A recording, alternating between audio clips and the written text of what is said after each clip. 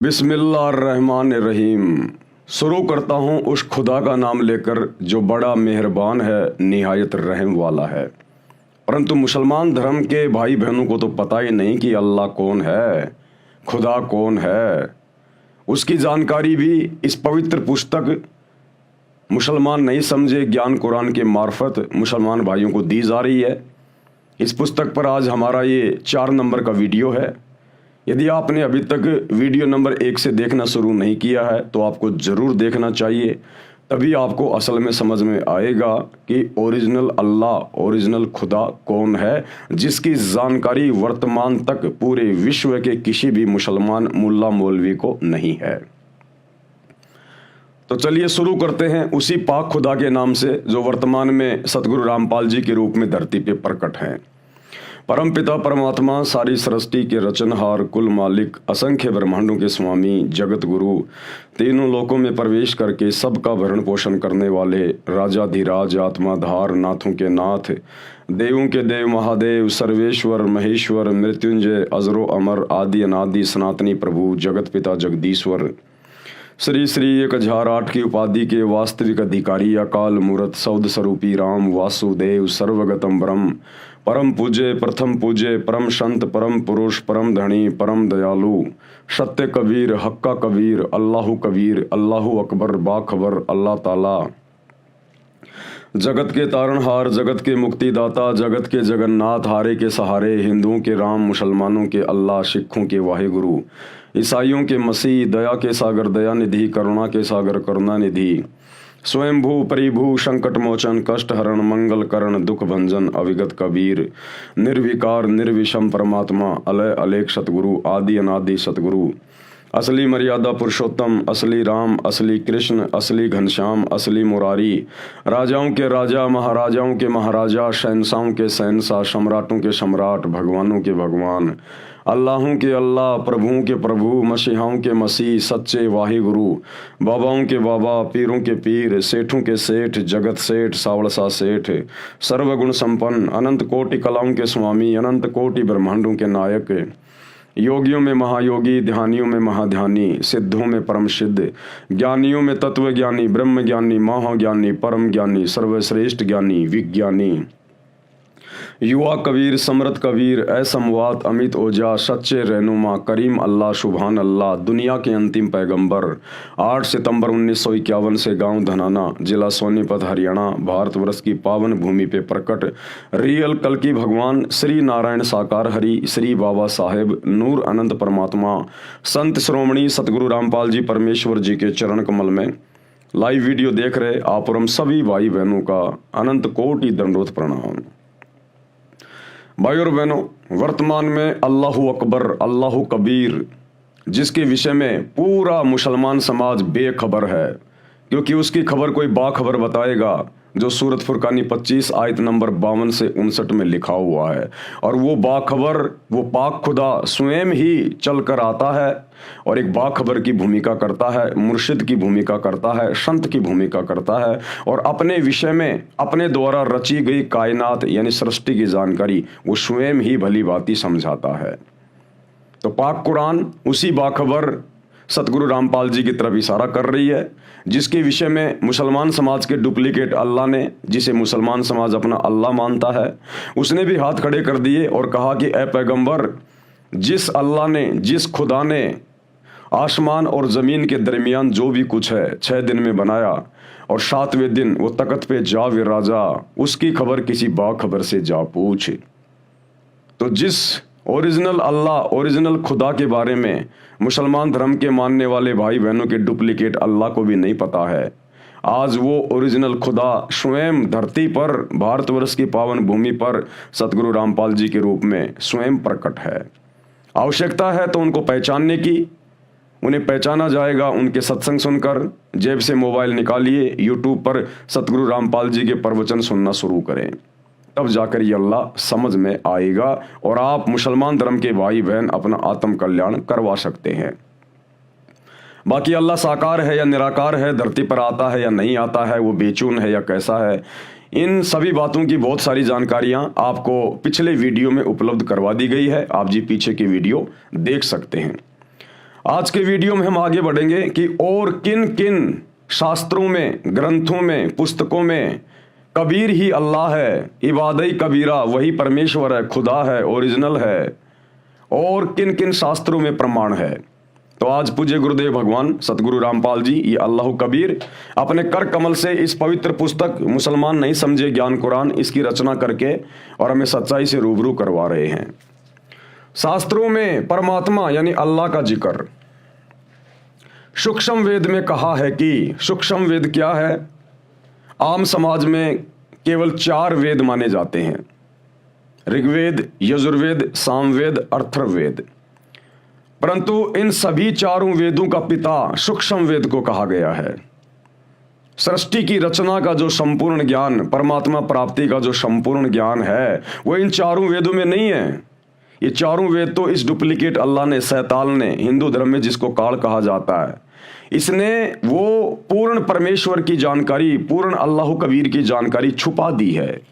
छुपाई क्यों है? उसके पीछे बहुत गहरा एक रीजन है जो आपको सृष्टि रचना से पता चलेगा। इसको एक श्राप लगा हुआ है उसके कारण, ताकि किसी भी आत्मा के पास, किसी भी इंसान के पास उस पूर्ण खुदा अल्लाह कबीर की सही जानकारी ना पहुंच जाए।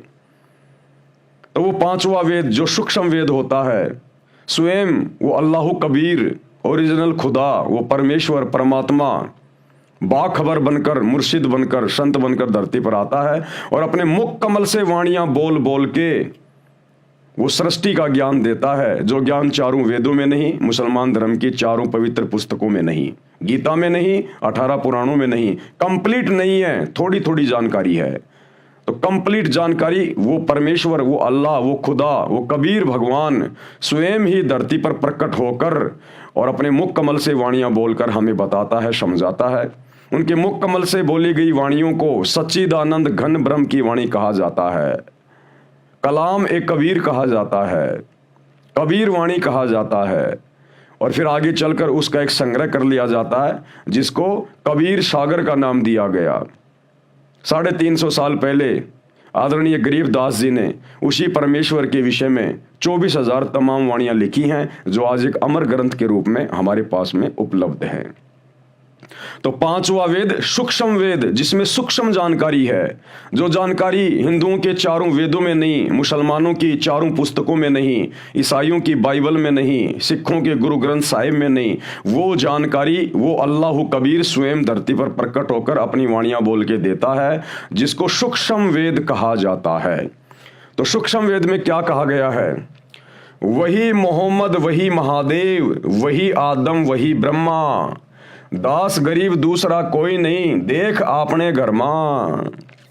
क्या कहा गया है? वही मोहम्मद, वही महादेव। कि ये हिंदू मुसलमान आपस में शैतान की प्रेरणा से, काल की प्रेरणा से धर्मों में बंटकर अपने अपने धर्म को, अपनी अपनी भक्ति को सर्वश्रेष्ठ मानकर उलझे हुए हैं। लेकिन सूक्ष्म वेद में अल्लाह कबीर ने कंप्लीट जानकारी दी है और कहा है कि लड़ो मत, झगड़ो मत। यहां की 21 ब्रह्मांड की सृष्टि जो शैतान चला रहा है, ये डुप्लीकेट अल्लाह चला रहा है, जिसने गीता जी का ज्ञान महाभारत के युद्ध के दौरान श्री कृष्ण में प्रवेश करके अर्जुन को दिया, और उधर हजरत मोहम्मद के ऊपर जिसने कुरान शरीफ की आयतें नाजिल की, ये एक ही है। इसको चाहे डुप्लीकेट अल्लाह कहो, चाहे शैतान कहो, चाहे काल कहो, चाहे इसको क्षर ब्रह्म कहो, ज्योति निरंजन कहो, ये एक ही शक्ति है जो अपने आप में यहाँ पर अल्लाह यानी भगवान बन के बैठा हुआ है। तो सूक्ष्म वेद में कहा है कि वही मोहम्मद, वही महादेव, यानी मुसलमान धर्म में हजरत मोहम्मद जी शंकर जी के अवतार हैं, शंकर जी के गण हैं, उनके शंकर लोक से आई हुई एक आत्मा है। तो शंकर कहिए चाहे हजरत मोहम्मद कहिए, बात एक ही है, ये आत्मा शंकर जी के लोक से आई हुई है। वही मोहम्मद, वही महादेव और वही आदम, वही ब्रह्मा। और मुसलमान धर्म के लोग जिसे अपना प्रथम पुरुष मानते हैं बाबा आदम, ये बाबा आदम ब्रह्मा जी के लोक से आई हुई आत्मा है, ये ब्रह्मा जी का गण है, ब्रह्मा जी का गण है। वही मोहम्मद, वही महादेव, वही आदम, वही ब्रह्मा, दास गरीब दूसरा कोई नहीं। आदरणीय गरीबदास जी कह रहे हैं सूक्ष्म वेद में कि दूसरा और कोई नहीं है, देख आपने घर में यानी उस सच्चे मुर्शिद सच्चे सतगुरु की शरण में आ, उससे भक्ति प्राप्त कर और फिर वो तुझे शरीर के कमल खोलने के जो शत भक्ति मंत्र देगा उनका जाप कर, फिर तुझे बिल्कुल स्पष्ट दिखाई देगा, तेरे चैनल खुल जाएंगे, तेरी दिव्य दृष्टि खुल जाएगी, तुझे स्पष्ट दिखाई देगा कि हजरत मोहम्मद जिसे तुम अपना पैगंबर मानते हो ये शंकर जी का गण है, श्री शंकर जी के लोक से आई हुई आत्मा है, और बाबा आदम ब्रह्मा जी का गण है, ब्रह्मा जी के लोक से आई हुई आत्मा है। भावार्थ, मुसलमान धर्म के प्रवर्तक हजरत मोहम्मद जी भगवान शिव के लोक से आए पुण्यकर्मी आत्मा थे जो परंपरागत साधना ही एक गुफा में बैठकर किया करते थे। जिस समय हजरत मोहम्मद जी को जिब्राइल नाम का फरिश्ता नहीं मिला था, उनके ऊपर किसी प्रकार की कोई आयतें नाजिल नहीं हुई थी, उससे पहले भी हजरत मोहम्मद जी हीरा की गुफा में बैठकर समाधि लगाया करते थे, पद्मासन लगाकर साधना किया करते थे, शंकर भगवान की साधना किया करते थे, क्योंकि ये शंकर जी के लोक से आए हुए हैं। अब ये शंकर जी कौन है? ये ब्रह्मा विष्णु और शंकर जी ये तीनों शैतान के पुत्र हैं, ये काल के पुत्र हैं। ये आपको सृष्टि रचना से पता चलेगा जब आगे इस पुस्तक में हम पढ़ेंगे। शिव जी का एक गण जो 11 रुद्रों में से एक है वह मोहम्मद जी से उस गुफा में मिले। उन्हीं की भाषा अरबी भाषा में काल प्रभु अर्थात ब्रह्म का संदेश सुनाया। उसी रुद्र को मुसलमान जिब्राइल फरिश्ता कहते हैं। मुसलमान धर्म के लोग जिस जिब्राइल को फरिश्ता कहते हैं कि हमारे पैगंबर को जिब्राइल आके मिला था, वो जिब्राइल शंकर जी के 11 रुद्रों में से एक था जिसने शैतान का फरमान सुनाया, इस काल ब्रह्म का उसको फरमान सुनाया, जो नेक फरिश्ता माना जाता है। हजरत आदम, अभी हजरत आदम जी कौन थे? यानी मोहम्मद जी का तो हो गया क्लियर कि वही मोहम्मद वही महादेव और वही आदम वही ब्रह्मा। हजरत आदम पुराणों में तथा जैन धर्म के ग्रंथों में प्रसंग आता है जो इस प्रकार है। ऋषभ देव जी राजा नाभिराज के पुत्र थे। नाभिराज जी अयोध्या के राजा थे। ऋषभ देव जी के 100 पुत्र तथा एक पुत्री थी। ये सतयुग की बातें हैं। एक दिन परमेश्वर, कौन परमेश्वर? अल्लाह कबीर, ये कबीर देव, ये कबीर भगवान सृष्टि का एक ही परमात्मा है। मुसलमान उसको अल्लाह कहते हैं, हिंदू अपना भगवान कहते हैं, ईसाई उसे मसीहा कहते हैं, सिख भाई उसे वाहिगुरु कहते हैं। वो सब का परमात्मा एक ही है, एक ही। जैसे एक व्यक्ति की 4 संतान हैं, उसके 4 पुत्र हैं छोटे छोटे, और जब वो पिता शाम को घर वापस आता है मेहनत मजदूरी करके, तो वो बच्चे दरवाजे पे खड़े होकर आपस में कहते हैं कि देखो देखो मेरा पापा आ गया, मेरा पापा आ गया। दूसरा बच्चा कहता नहीं नहीं वो तो मेरा डैडी है, मेरा डैडी है। तीसरा कहता अरे नहीं वो तो मेरा फादर है, मेरा फादर। और चौथा बच्चा कहता अरे नहीं वो मेरा बाप है, मेरा बाप। अब उन नादान बच्चों को कौन समझाए? उन हिंदू मुस्लिम सिख ईसाइयों को कौन समझाए कि तुम सबका बाप एक ही है, चाहे उसको अल्लाह कहो, चाहे भगवान कहो, चाहे राम कहो, चाहे खुदा कहो, चाहे गॉड कहो। तो कहते हैं कोई कहे हमारा राम बड़ो, हिंदू कहते हैं हमारा राम बड़ा है। कोई कहे हमारा राम बड़ा है, कोई कहे खुदाई रे, मुसलमान कहते हैं हमारा खुदा बड़ा है। और कोई कहे ईसा मसीह बड़ा, ये बांटा रहे लगाई रे। उन नादान बच्चों की तरह अपने बाप को बांट रहे हैं अलग अलग नाम पुकार के, जबकि बाप एक ही है। नाभिराज जी अयोध्या के राजा थे। ऋषभ देव जी के 100 पुत्र तथा एक पुत्री थी। एक दिन परमेश्वर यानी अल्लाह कबीर, यही सतगुरु रामपाल जी भगवान, एक संत रूप में ऋषभ देव जी को मिले, उनको भक्ति करने की प्रेरणा की, ज्ञान सुनाया कि मानव जीवन में यदि शास्त्र विधि अनुसार साधना नहीं की तो मानव जीवन व्यर्थ जाता है। वर्तमान में जो कुछ भी जिस मानव को प्राप्त है वह पूर्व जन्म जन्मांतरों में किए पुण्यों तथा पापों का फल है। आप राजा बने हो, ये आपका पूर्व जन्म का शुभ कर्म फल है। यदि वर्तमान में भक्ति नहीं करोगे तो आप भक्ति शक्तिहीन तथा पुण्यहीन होकर नरक में गिरोगे तथा फिर अन्य प्राणियों के शरीरों में कष्ट उठाओगे। जैसे वर्तमान में इन्वर्टर की बैटरी चार्ज कर रखी है और चार्जर निकाल रखा है, फिर भी वह बैटरी कार्य कर रही है। इन्वर्टर से पंखा भी चल रहा है, बल्ब ट्यूब भी जग रहे हैं। यदि चार्जर को फिर से लगाकर चार्ज नहीं किया गया, यानी फिर से मनुष्य जन्म में भक्ति शुरू नहीं की गई, तो कुछ समय उपरांत इन्वर्टर सारा कार्य छोड़ देगा। न पंखा चलेगा, न बल्ब, न ट्यूब जगेगी। इसी प्रकार मानव शरीर एक इन्वर्टर है, शास्त्र अनुकूल भक्ति चार्जर है। परमात्मा की शक्ति से मानव फिर से चार्ज हो जाता है, अर्थात भक्ति की शक्ति का धनी तथा पुण्यवान हो जाता है।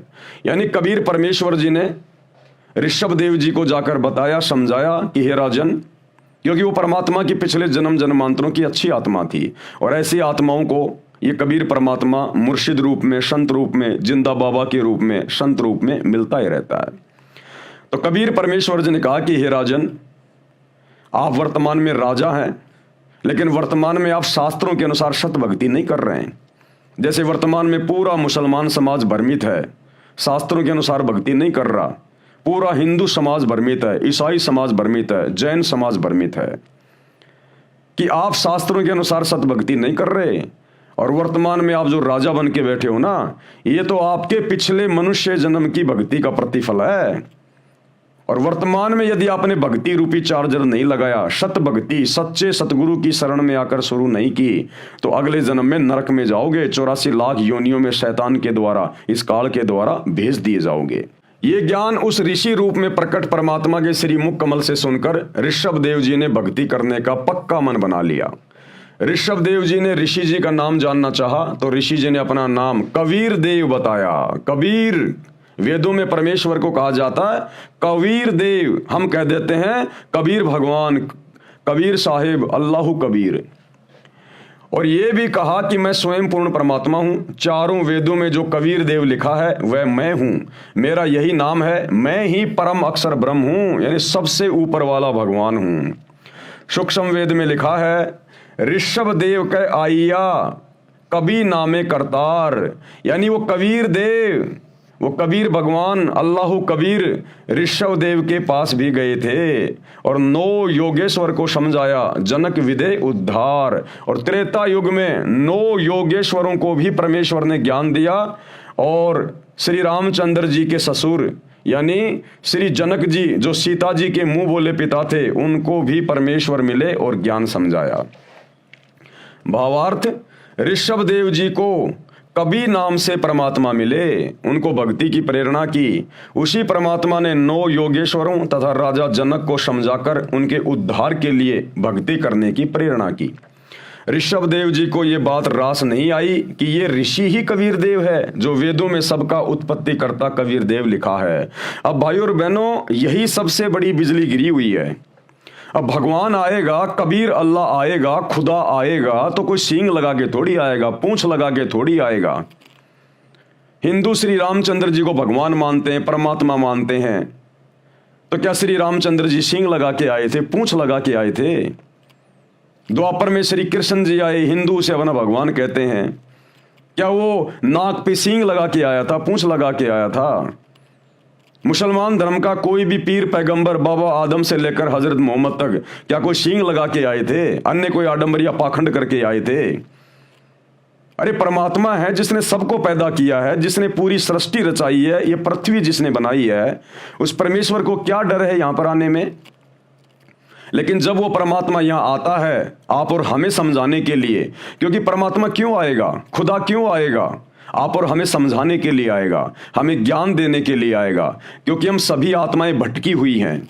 हम इस शैतान के चक्कर में, इस काल के चक्कर में अपने सुखमय स्थान, उस 7वें आसमान वाले स्थान जन्नत ओरिजिनल सतलोक को छोड़ के आ गए। यहाँ पर इस शैतान ने हमारे को भ्रमित किया, वहां पर हमारे को परमेश्वर से, अल्लाह कबीर से दूर किया। तो गुरुदेव भगवान, वो कबीर परमात्मा हमारी उन तमाम गलतियों को माफ करते हुए हमें वहां फिर ले जाने के लिए आते हैं और यहाँ तरह तरह के रूप धारण करके हमें सच्चा ज्ञान देते हैं, शास्त्रों के अनुसार ज्ञान देकर, प्रमाण देकर समझाने का प्रयास करते हैं। लेकिन उस समय तक इस काल शैतान ने अपने नकली धर्म गुरुओं के माध्यम से, मुल्ला मौलवियों के माध्यम से, पंडित आचार्य शंकराचार्यों के माध्यम से पूरे भगत समाज में यह गलत धारणा फैला दी होती है कि भगवान तो निराकार है, अल्लाह तो बेचून है, अल्लाह दिखाई नहीं देता, अल्लाह धरती पे नहीं आता। तो जब वो ओरिजिनल अल्लाह, वो कबीर परमात्मा संत रूप में, मुर्शिद रूप में धरती पे आता है और अपना सच्चा ज्ञान देता है, तो जल्दी से आत्माएं स्वीकार नहीं कर पाती हैं, क्योंकि पुराना रंग, वो अज्ञान का, धर्म के ठेकेदारों के द्वारा जो चढ़ाया हुआ होता है, वो जल्दी से उतर नहीं पाता। लेकिन लगातार उनके सत्संग प्रवचन सुनते रहने से वो अज्ञान एक दिन साफ हो जाता है और स्पष्ट रूप से वो परमेश्वर उन आत्माओं को दिखाई देने लगता है। तो भाई और बहनों, थोड़ा सा दिमाग पे जोर डालिए, सतगुरु रामपाल जी का मकसद क्या है? क्या उन्हें मुसलमानों से कोई लोभ लालच है, कोई स्वार्थ है? क्या अन्य धर्म के लोगों से कोई लोभ लालच है, जो इतनी मोटी मोटी 500-500 पेज की पुस्तकें लिख रहे हैं, 30 साल से दिन रात सत्संग कर रहे हैं? क्या स्वार्थ है उनका? वो हमारा पिता है, हमारा बाप है, अल्लाह कबीर है।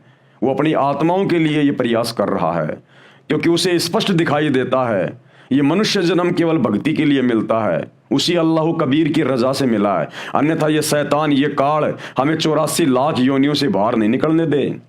लेकिन उस अल्लाह कबीर सच्चे खुदा की रहमत से हमें 84 लाख योनियां भोगने के बाद एक मनुष्य शरीर मिलता है। ये चाहे मुसलमान हो, चाहे हिंदू हो, चाहे सिख हो, चाहे ईसाई हो, पूरी दुनिया में 4000 के आसपास धर्म है। हर धर्म के व्यक्ति एक ही प्रोसीजर से माँ के पेट से गंदगी में लिपट के बाहर आते हैं। वो अल्लाह कबीर, वो परमात्मा किसी को हिंदू मुसलमान बना के नहीं भेजता।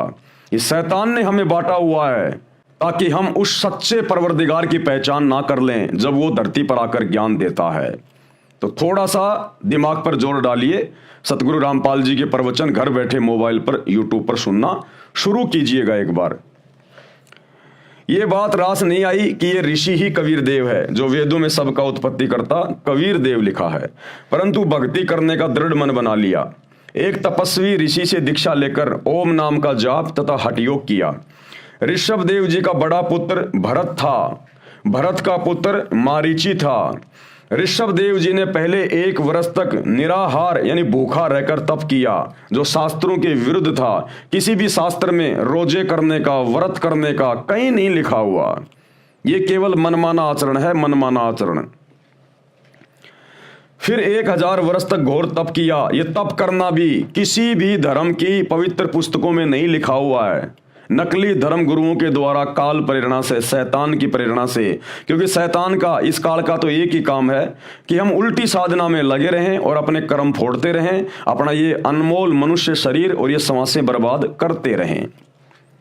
तपस्या समाप्त करके अपने पुत्र अर्थात भरत के पुत्र मारीची को प्रथम धर्म उपदेशना यानी दीक्षा दी। ये मारीची वाली आत्मा 24वें तीर्थकर महावीर जैन जी हुए थे। ऋषभ देव जी ने जैन धर्म नहीं चलाया, ये तो श्री महावीर जैन जी से चला है। वैसे श्री महावीर जी ने भी किसी धर्म की स्थापना नहीं की थी, केवल अपने अनुभव को अपने अनुयायियों को बताया था। जिस प्रकार श्री हजरत मोहम्मद जी ने कोई मुसलमान धर्म नहीं चलाया, कोई इस्लाम धर्म नहीं चलाया, उन्होंने केवल एक पंथ चलाया था, जिस पंथ में बुराइयां नहीं थी, मांस नहीं खाया जाता था, शराब नहीं पी जाती थी, ब्याज नहीं लिया जाता था, चोरी नहीं की जाती थी, केवल एक परमात्मा की पूजा की जाती थी, जैसा भी उनको ज्ञान था। तो हजरत मोहम्मद ने कोई धर्म नहीं चलाया था, केवल एक पंथ चलाया था। लेकिन आगे चलकर शैतान ने इसको एक धर्म का रूप दे दिया।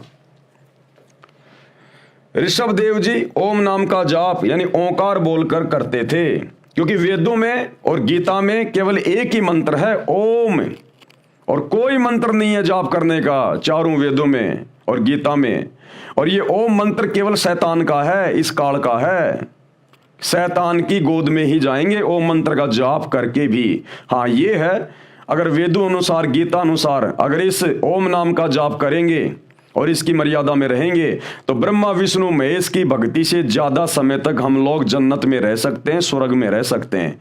और जिस दिन हमारी भक्ति समाप्त होगी उस दिन ये काल हमें उठाकर 84 लाख योनियों में गधा कुत्ता बनाने के लिए छोड़ देता है, नरक में डाल देता है। जिस प्रकार भाई और बहनों ये जन्नत क्या है, ये स्वर्ग क्या है, जहां जाने के लिए मुसलमान धर्म के भाई बहन हम जन्नत में जाएंगे, जन्नत में जाएंगे। हिंदू कहते हैं हम स्वर्ग में जाएंगे, स्वर्ग में जाएंगे। माता पिता दादा दादी के मरने के बाद उसमें लिख देते हैं हमारे स्वर्गवासी दादाजी, और पूरी जिंदगी उसने वो काम किए जो नरक में जाने वाले हैं। तो क्या है ये जन्नत, क्या है ये स्वर्ग?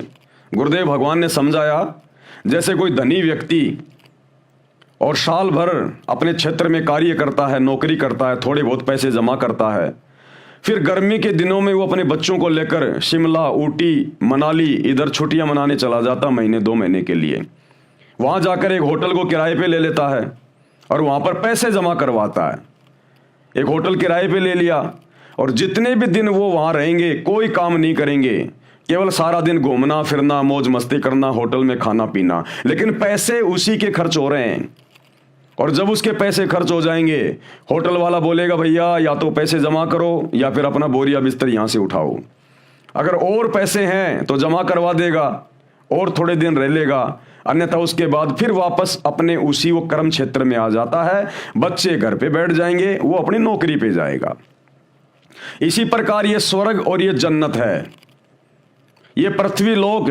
यहां पर हम जैसे भी भक्ति करेंगे, साधना करेंगे, दान पुण्य करेंगे, धर्म कर्म करेंगे, जितनी भी हमारी भक्ति बनती है, हमारे दान पुण्य बनते हैं, तो वो भक्ति धन लेकर ये शरीर छोड़ने के बाद हम ऊपर जाते हैं धर्मराज के दरबार में, और वहां धर्मराज हमारा अकाउंट करेगा, किसने कैसी भक्ति की, कितनी भक्ति की, किसके पास में कितना भक्ति धन है।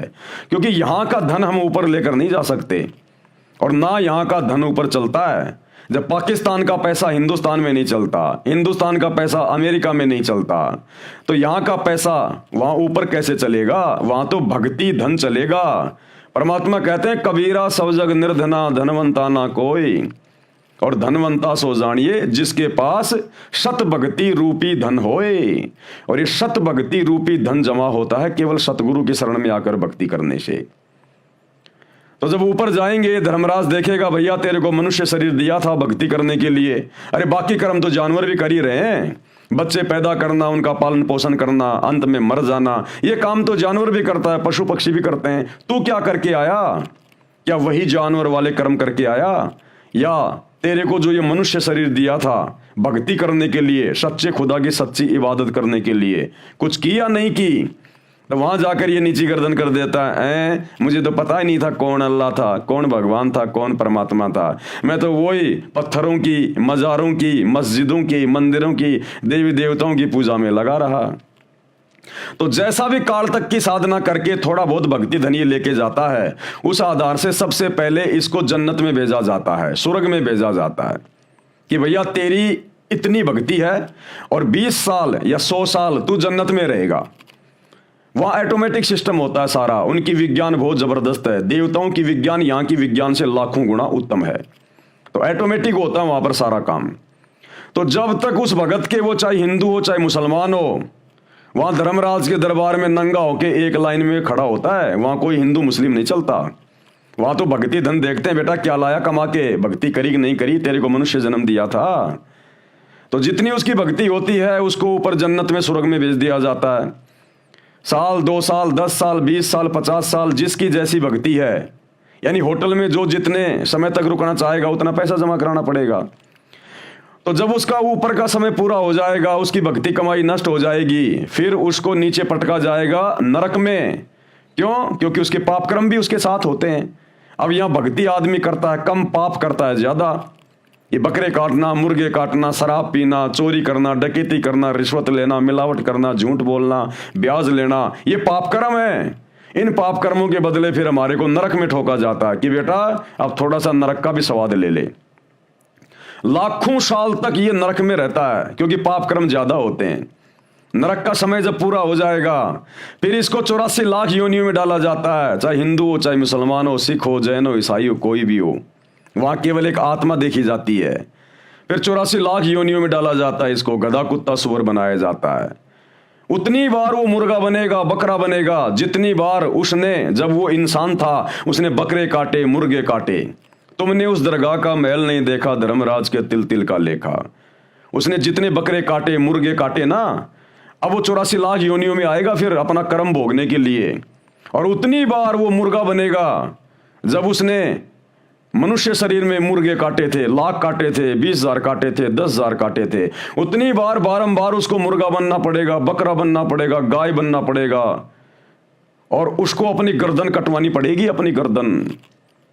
उसके बाद फिर अन्य योनियों में 84 लाख योनियां हैं जिनमें हजारों हजारों साल की भी उम्र होती है। सांप है, ये बिच्छू है, तो इतना दुख उठाएगा फिर ये बिना सत भक्ति के।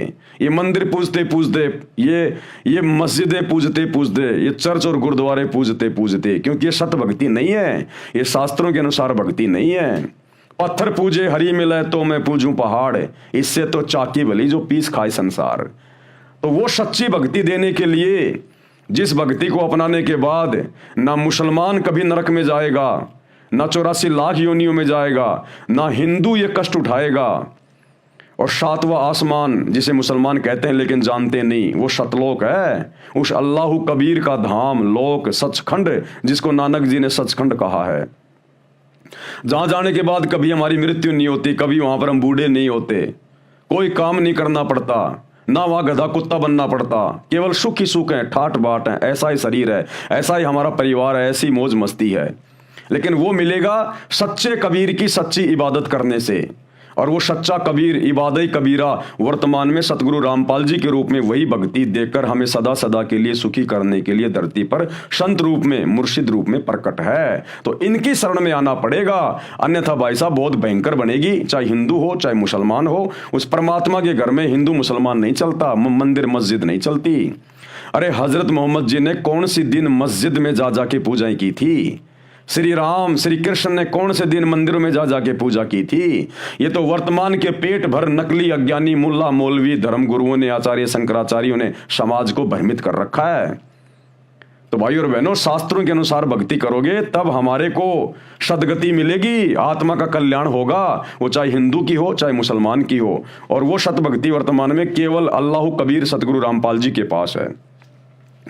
ऋषभ देव जी ओम नाम का जाप ओंकार बोलकर करते थे, उसी को वर्तमान में अपभ्रंश करके अणोकार मंत्र जैनी कहते हैं, इसी का जाप करते हैं। इसको ओमकार तथा ओम भी कहते हैं।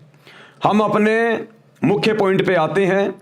जैन धर्म ग्रंथ में तथा जैन धर्म के अनुयायियों द्वारा लिखित पुस्तक आओ जैन धर्म को जाने, उसमें लिखा है कि ऋषभ देव जी, जैनी उन्हीं को आदिनाथ कहते हैं। जैन धर्म के लोग जो आदिनाथ कहते हैं ना, वो ऋषभ देव जी को कहते हैं।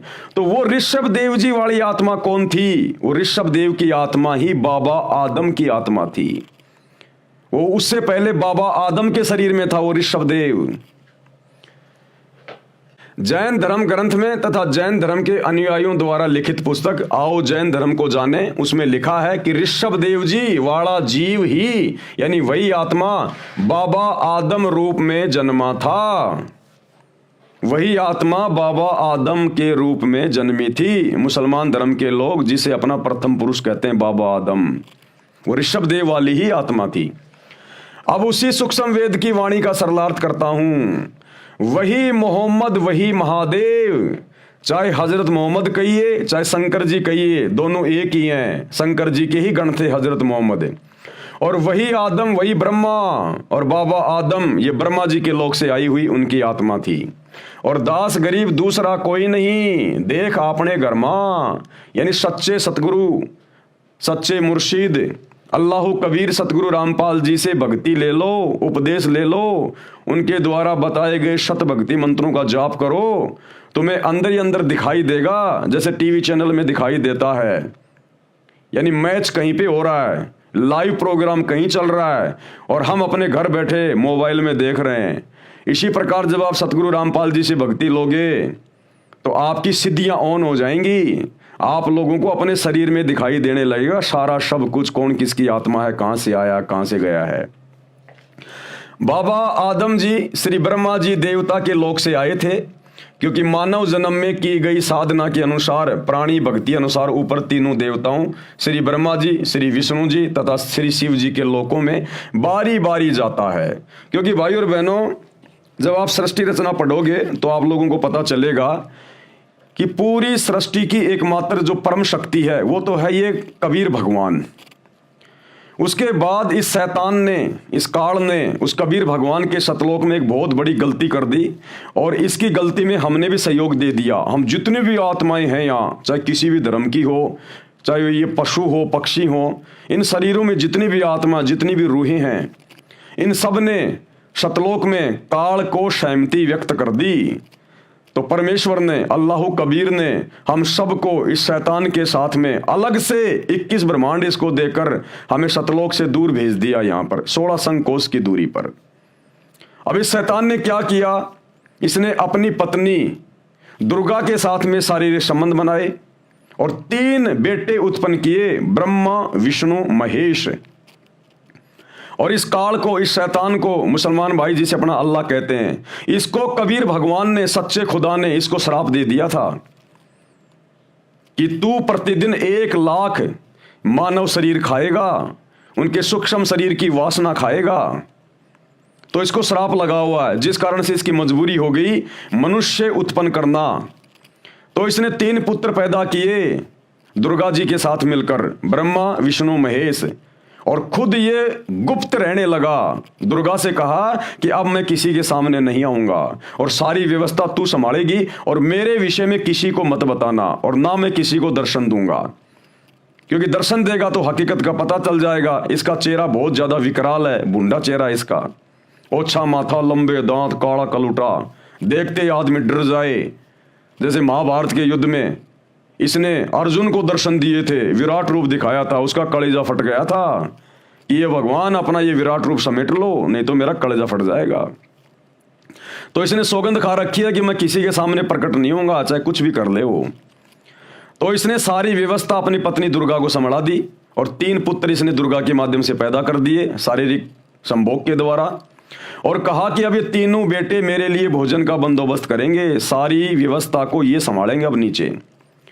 तो ब्रह्मा जी को दे दिया रजोगुण का क्षेत्र। रजोगुण यानी आपस में जो बच्चे पैदा करने की जो उमंग हमारे अंदर जो पैदा होती है ना, उसको कहते हैं रजोगुण। तो रजोगुण के प्रभाव से यहां पर स्त्री और पुरुष आपस में शादियां करते हैं, बच्चे पैदा करते हैं। उनके पालन पोषण की जिम्मेदारी दे दी विष्णु जी को, ये है शतोगुण। ये आपस में मोह ममता में हमारे को बांध के रखता है, ये मेरा बेटा, ये मेरी बेटी, ये मेरी कार, ये मेरी कोठी। और अंत में मारने पीटने की जिम्मेदारी दे दी शंकर जी को कि शंकर बेटा तू इनको किसी भी तरह से, चाहे बीमारी से, चाहे एक्सीडेंट से, चाहे लड़ाई झगड़े से, इनको मार मार के तू मेरे पास में भेज, मुझे प्रतिदिन 1 लाख मुझे खाने पड़ते हैं। तो इस शैतान ने, इस काल ने इस प्रकार से अपने 3 बेटों को ये ड्यूटी दे रखी है। और शैतान के प्रभाव से, काल के प्रभाव से ये 3 देवता हमारे को यहां पर बांध के रखे हुए हैं और हम जीव इस काल के जाल से बाहर ना निकल जाएं, इसलिए इसने हमारे को भटका दिया, अलग अलग धर्मों में बांट दिया, ताकि आपस में लड़ते रहें, झगड़ते रहें, मरते रहें और मेरा भोजन मेरे पास में आता रहे। और जब कभी वो अल्लाह कबीर रहमान भगवान खुदा जब कभी वो धरती पर आए इन मूर्खों को ज्ञान समझाने के लिए, क्योंकि इंसानों को समझाने के लिए इंसान ही बनकर आया जाएगा, तो जब वो रहमान खुदा एक इंसान बन के आता है, संत रूप में, मुर्शिद रूप में आता है, जिंदा बाबा के रूप में आता है और अपना ज्ञान समझाता है, तो शैतान के प्रभाव से हम समझ नहीं पाते, क्योंकि ये गलत धारणा बैठा दी जाती है धर्मगुरुओं के द्वारा कि अल्लाह तो निराकार है, बेचून है, भगवान तो निराकार है, साकार नहीं है। तो जिस कारण से थोड़ी सी कठिनाइयां आती हैं। तो ब्रह्मा विष्णु महेश के माध्यम से ही यहाँ पर ये अवतार भेजे जाते हैं, पैगंबर भेजे जाते हैं। जैसे त्रेता में श्री रामचंद्र जी आप और हमको भक्ति मार्ग से भटकाने के लिए काल की प्रेरणा से, शैतान की प्रेरणा से और विष्णु जी के द्वारा उसको यहाँ भेजा गया। यानी विष्णु ही स्वयं श्री रामचंद्र थे और उल्टी भक्ति साधना दे के चला गया, अपने आप में भगवान बन के चला गया। आज पूरी दुनिया उसकी मूर्तियां पूज रही है, लेना एक देना दो। तो ये अवतार फिर इस काल के द्वारा, शैतान के द्वारा भेजे जाते हैं। इसी प्रकार द्वापर में श्री कृष्ण जी विष्णु जी के अवतार थे। ईसा मसीह जी वो श्री विष्णु जी के लोक से आए थे, अलग से एक धर्म बना गए, पंथ बना गए, सबको उल्टी साधना पे लगा गए।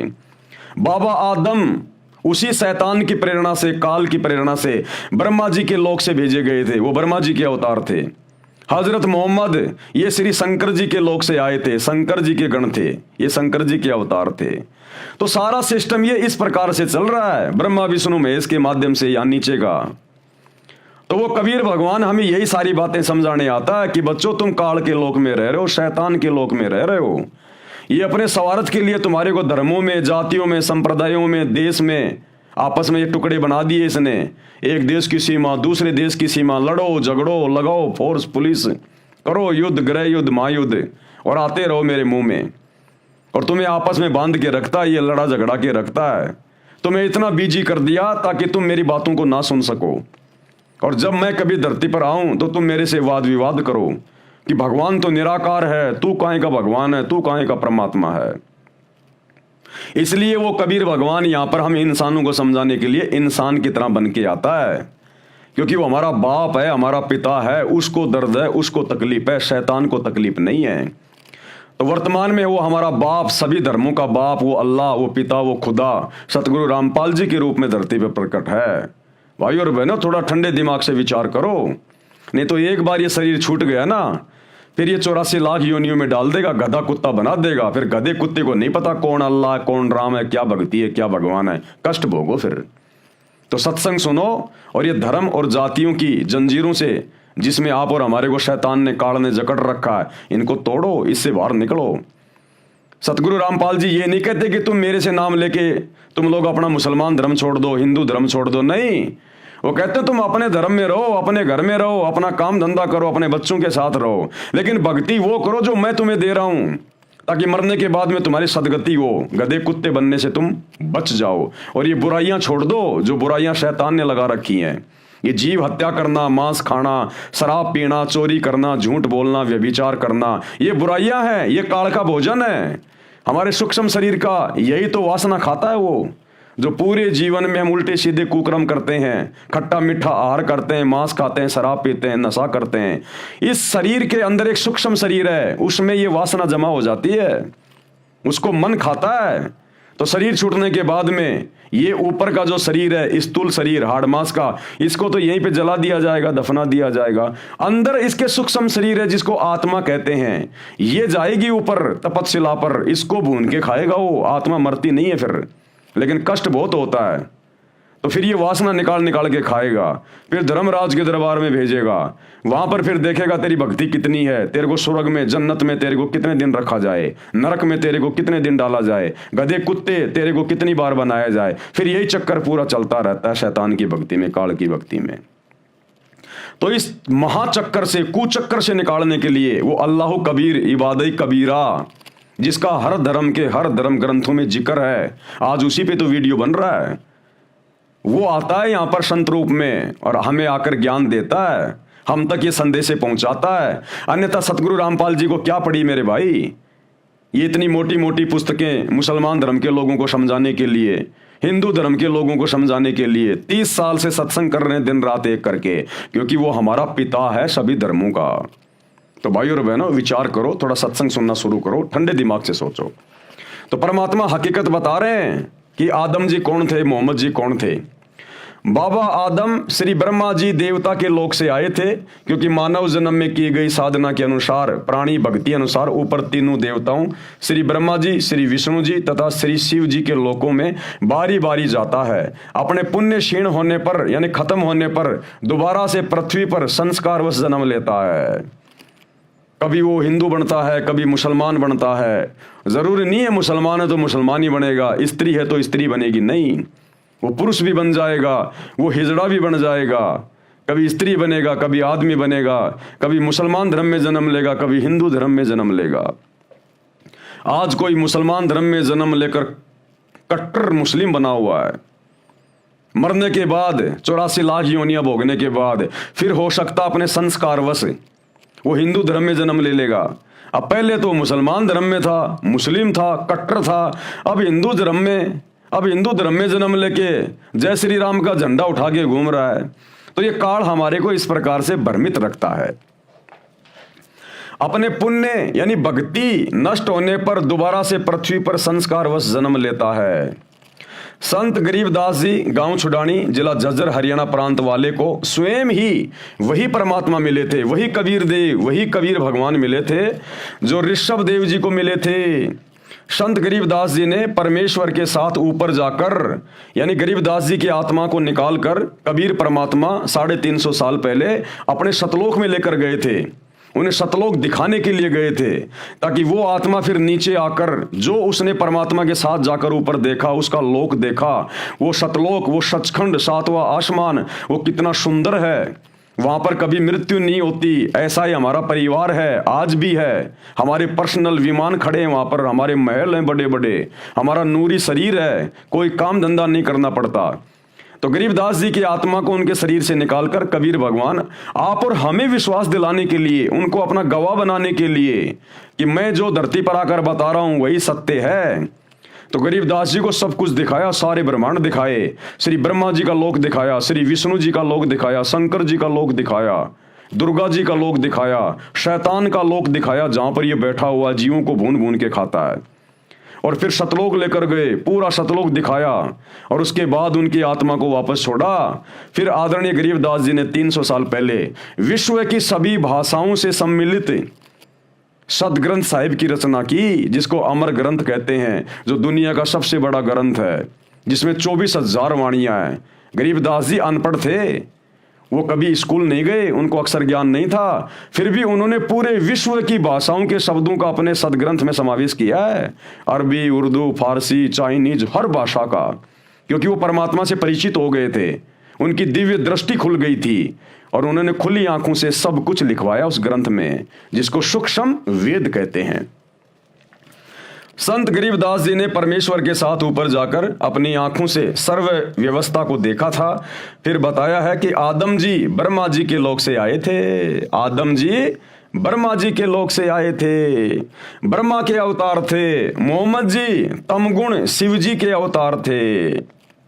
प्रिय पाठकों, अवतार 2 प्रकार के होते हैं। नंबर 1, स्वयं वह प्रभु अवतार लेता है, जैसे श्री राम, श्री कृष्ण आदि के रूप में स्वयं श्री विष्णु जी अवतार धारकर आए थे। परंतु कपिल ऋषि जी, परशुराम जी को भी विष्णु जी के अवतारों में गिना जाता है। ये स्वयं श्री विष्णु जी नहीं थे, विष्णु लोक से आए देव आत्मा थे। उनके पास कुछ शक्ति विष्णु जी की थी, क्योंकि वे उन्हीं के द्वारा भेजे गए थे। इसी प्रकार हजरत मोहम्मद जी श्री शिव जी के लोक से आए देव आत्मा यानी अवतार थे। हजरत मोहम्मद खुद श्री शिव जी नहीं था, शिव जी के लोक से भेजी गई एक अच्छी आत्मा थी। तथा बाबा आदम जी श्री ब्रह्मा जी के लोक से आए देव आत्मा यानी अवतार थे। इसी प्रकार ईसा मसीह जी श्री विष्णु जी के लोक से आए देव आत्मा यानी अवतार थे। ईसाई श्रद्धालु भी ईसा जी को प्रभु का पुत्र मानते हैं, प्रभु नहीं। क्योंकि भाइयों और बहनों, ये धर्म तो अब बने हैं, आज से पहले कोई धर्म नहीं थे। द्वापर में कोई धर्म नहीं था, त्रेता युग में कोई हिंदू, मुसलमान, सिख, ईसाई, जैनी नहीं था, सतयुग में कोई धर्म नहीं था। हम सब एक ही थे, इंसान थे, आज भी इंसान ही हैं। भगवान किसी को मुसलमान बना के नहीं भेजता, ठप्पा मार के नहीं भेजता। बाहर पैदा हो जाता है, उसकी खतना कर दी जाती है, बड़ा होने पर मूंछ कटवा लेता है, टोपी पहन लेता है, तो वो मुसलमान बन जाता है। ये अपनी थ्योरी है, अपना मनमाना आचरण है। हिंदू है तो वो अपने हिसाब से वो हिंदू बन जाता है, जिस भी वो परिवार में जन्म लेता है। भगवान किसी के ठप्पा लगा के नहीं भेजता। ये 3000 साल पहले हिंदू धर्म बना है आदि शंकराचार्य के द्वारा। 1400 साल पहले हजरत मोहम्मद जी ने ये मुसलमान धर्म चलाया। 2500 साल पहले हजरत ईसा ने ईसाई धर्म चला दिया। उस समय नहीं चलाया, उनके जाने के बाद में लोगों ने नाम दे दिए, उनको धर्म का नाम दे दिया। 650 साल पहले ये जो 24वां जो ये तीर्थकर था जैन धर्म का, महावीर जैन, इसके मरने के बाद में जैन धर्म चल गया।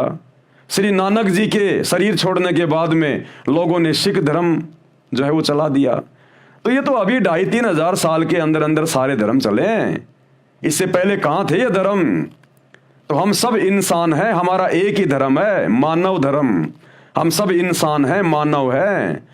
इसीलिए सतगुरु रामपाल जी परमेश्वर जी ने आकर अपना नारा दिया है कि बच्चों तुम भूले बैठे हो शैतान की प्रेरणा से। जीव हमारी जाति है, यानी हम केवल जीव हैं, जीव।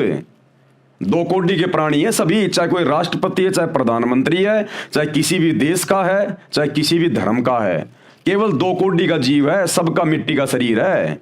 ये आग में जल के मर जाए, पानी में गिर के मर जाए, एक्सीडेंट में ये मर जाए, भूकंप में ये मर जाए, हारी बीमारी में ये मर जाए, लड़ाई झगड़े में ये मर जाए। तो गुरुदेव कह रहे हैं तुम केवल जीव हो, तुम्हारी कोई औकात नहीं है, चाहे तुम कुछ भी हो। जिस दिन वो समय आ गया उस दिन तुम्हें जाना पड़ेगा। तो कहते हैं जीव हमारी जाति है, यानी अपनी औकात में रह के और सच्चे खुदा की सच्ची इबादत करो, सच्चे संत की शरण में आके, नहीं तो जीव की दुर्गति होती रहेगी यहां पर शैतान के द्वारा। तो कहते हैं जीव हमारी जाति है और मानव धर्म हमारा, जिसमें मानवता है, इंसानियत है, सच्चाई है, जिसमें दया है, वो वास्तव में सबसे बड़ा धर्म है। हिंदू, मुस्लिम, सिख, ईसाई ये कोई धर्म नहीं है। जिसमें मानवता है, इंसानियत है, दया भाव है, नेक इंसान है, वो धार्मिक व्यक्ति है। तो कहते हैं जीव हमारी जाति है, मानव धर्म हमारा। ये हिंदू, मुस्लिम, सिख, ईसाई धर्म नहीं कोई न्यारा, ये तो शैतान की प्रेरणा से चलाए हुए हैं, जिनमें तुम फंस के रह गए। इसी प्रकार ईसा मसीह जी श्री विष्णु जी के लोक से आए देव आत्मा यानी अवतार थे। ईसाई श्रद्धालु भी ईसा जी को प्रभु का पुत्र मानते हैं, प्रभु नहीं। क्या कहते हैं ईसाई धर्म के लोग? ईसा मसीह जी प्रभु के पुत्र थे, प्रभु के पुत्र, परमेश्वर के पुत्र। अरे तो परमेश्वर कौन है फिर? ईसा मसीह उसका पुत्र है, तो परमेश्वर कौन है जिसको तुम परमेश्वर कहते हो? वो शैतान है, शैतान। क्योंकि ब्रह्मा, विष्णु, महेश ये तीनों देवता शैतान के यानी उस काल के बेटे हैं जो दुर्गा जी से उसने पैदा किए। और ईसा मसीह जी कौन थे? ये विष्णु जी के लोक से आई हुई आत्मा थी, ये विष्णु जी के लोक से आई हुई आत्मा थी। तो किसने भेजा उसको? विष्णु ने भेजा। तो जिसको पूरा ईसाई समाज अपना परमेश्वर कहता है ना, परमेश्वर, वो परमेश्वर ये शैतान है, ये काल है, 21 ब्रह्मांड का राजा, जो परमात्मा के सच्चे लोक से दूर आके यहां पर मर गया और हमें भी इसने मार दिया। इसी प्रकार मुसलमान धर्म में जिसको अल्लाह कहा जाता है कि वो हजरत मोहम्मद को मिले, यानी जिब्राइल फरिश्ते के माध्यम से उसने अपना ज्ञान दिया, कुरान शरीफ का ज्ञान दिया। तो मुसलमान समाज वर्तमान में जिसको अपना अल्लाह कह रहा है वो वही शैतान है, वही काल है वो। तो भाई और बहनों, इस भ्रमणा से बाहर निकलो, सतगुरु रामपाल जी के सत्संग सुनो। उन्होंने हर धर्म की हर पुस्तकों के ऊपर सत्संग कर रखे हैं। जो सच्चाई, जो वास्तविक ज्ञान है, आपने पहले के 3 वीडियो भी देखे होंगे, इतना स्पष्ट ज्ञान सतगुरु रामपाल जी ने दिया है। मुसलमान धर्म की आयतों से रेफरेंस दे दे के, और आगे भी आपको बहुत सारे प्रमाण दिखाए जाएंगे। तो हम इंसान हैं, हम जीव हैं, और हमने भक्ति करके यहां से पीछा छुड़वाना है, नहीं तो ये शैतान इसी प्रकार से हमारी दुर्गति रखेगा। ईसाई श्रद्धालु भी ईसा जी को प्रभु का पुत्र मानते हैं, प्रभु नहीं। संत गरीबदास जी ने कहा है कि यदि आप जी को मेरी बात पर विश्वास नहीं होता तो मेरे द्वारा बताई शास्त्र विधि अनुसार भक्ति साधना करके अपने घर में अर्थात अपने मानव शरीर में अपनी आंखों से देख लो। ठीक इसी प्रकार सतगुरु रामपाल जी कह रहे हैं कि भैया अगर तुम्हें विश्वास नहीं है तो एक बार मेरे सत्संग सुन के, इस ज्ञान को समझ के और मेरे से उपदेश लेके जो मैं तुम्हें भक्ति बता रहा हूं वो भक्ति करके देख लो भाई। इतनी आसान भक्ति, इतनी सरल भक्ति, ना तुमने रोजे रख के भूखा मरना, ना तुमने कोई व्रत करके भूखा मरना, ना तुमने कोई बकरा काटना, ना मुर्गा काटना, कुछ नहीं करना, ना तुमने मस्जिदों में धक्का खाना, ना तुमने मंदिरों में धक्के खाने, ना कहीं पहाड़ों पे, तीर्थों पे, बरसाना में, गोवर्धन में, जगन्नाथ में तुम्हें कहीं धक्के नहीं खाने, कहीं किसी मजार के ऊपर धक्के नहीं खाने। सीधी सी भक्ति है, सीधा सा एक मंत्र है, एक कलमा है। मर्यादा में रह के, बुराइयों को छोड़ के उस मंत्र का जाप करो, तुम्हें स्पष्ट दिखाई देगा, स्पष्ट, जैसे रात में तारे स्पष्ट दिखाई देते हैं कि हम किस भयंकर जाल में, शैतान के जाल में फंसे हुए हैं, जिसको हम अल्लाह मान के पूज रहे थे, भगवान मान के पूज रहे थे। नुकसान क्या है भाई?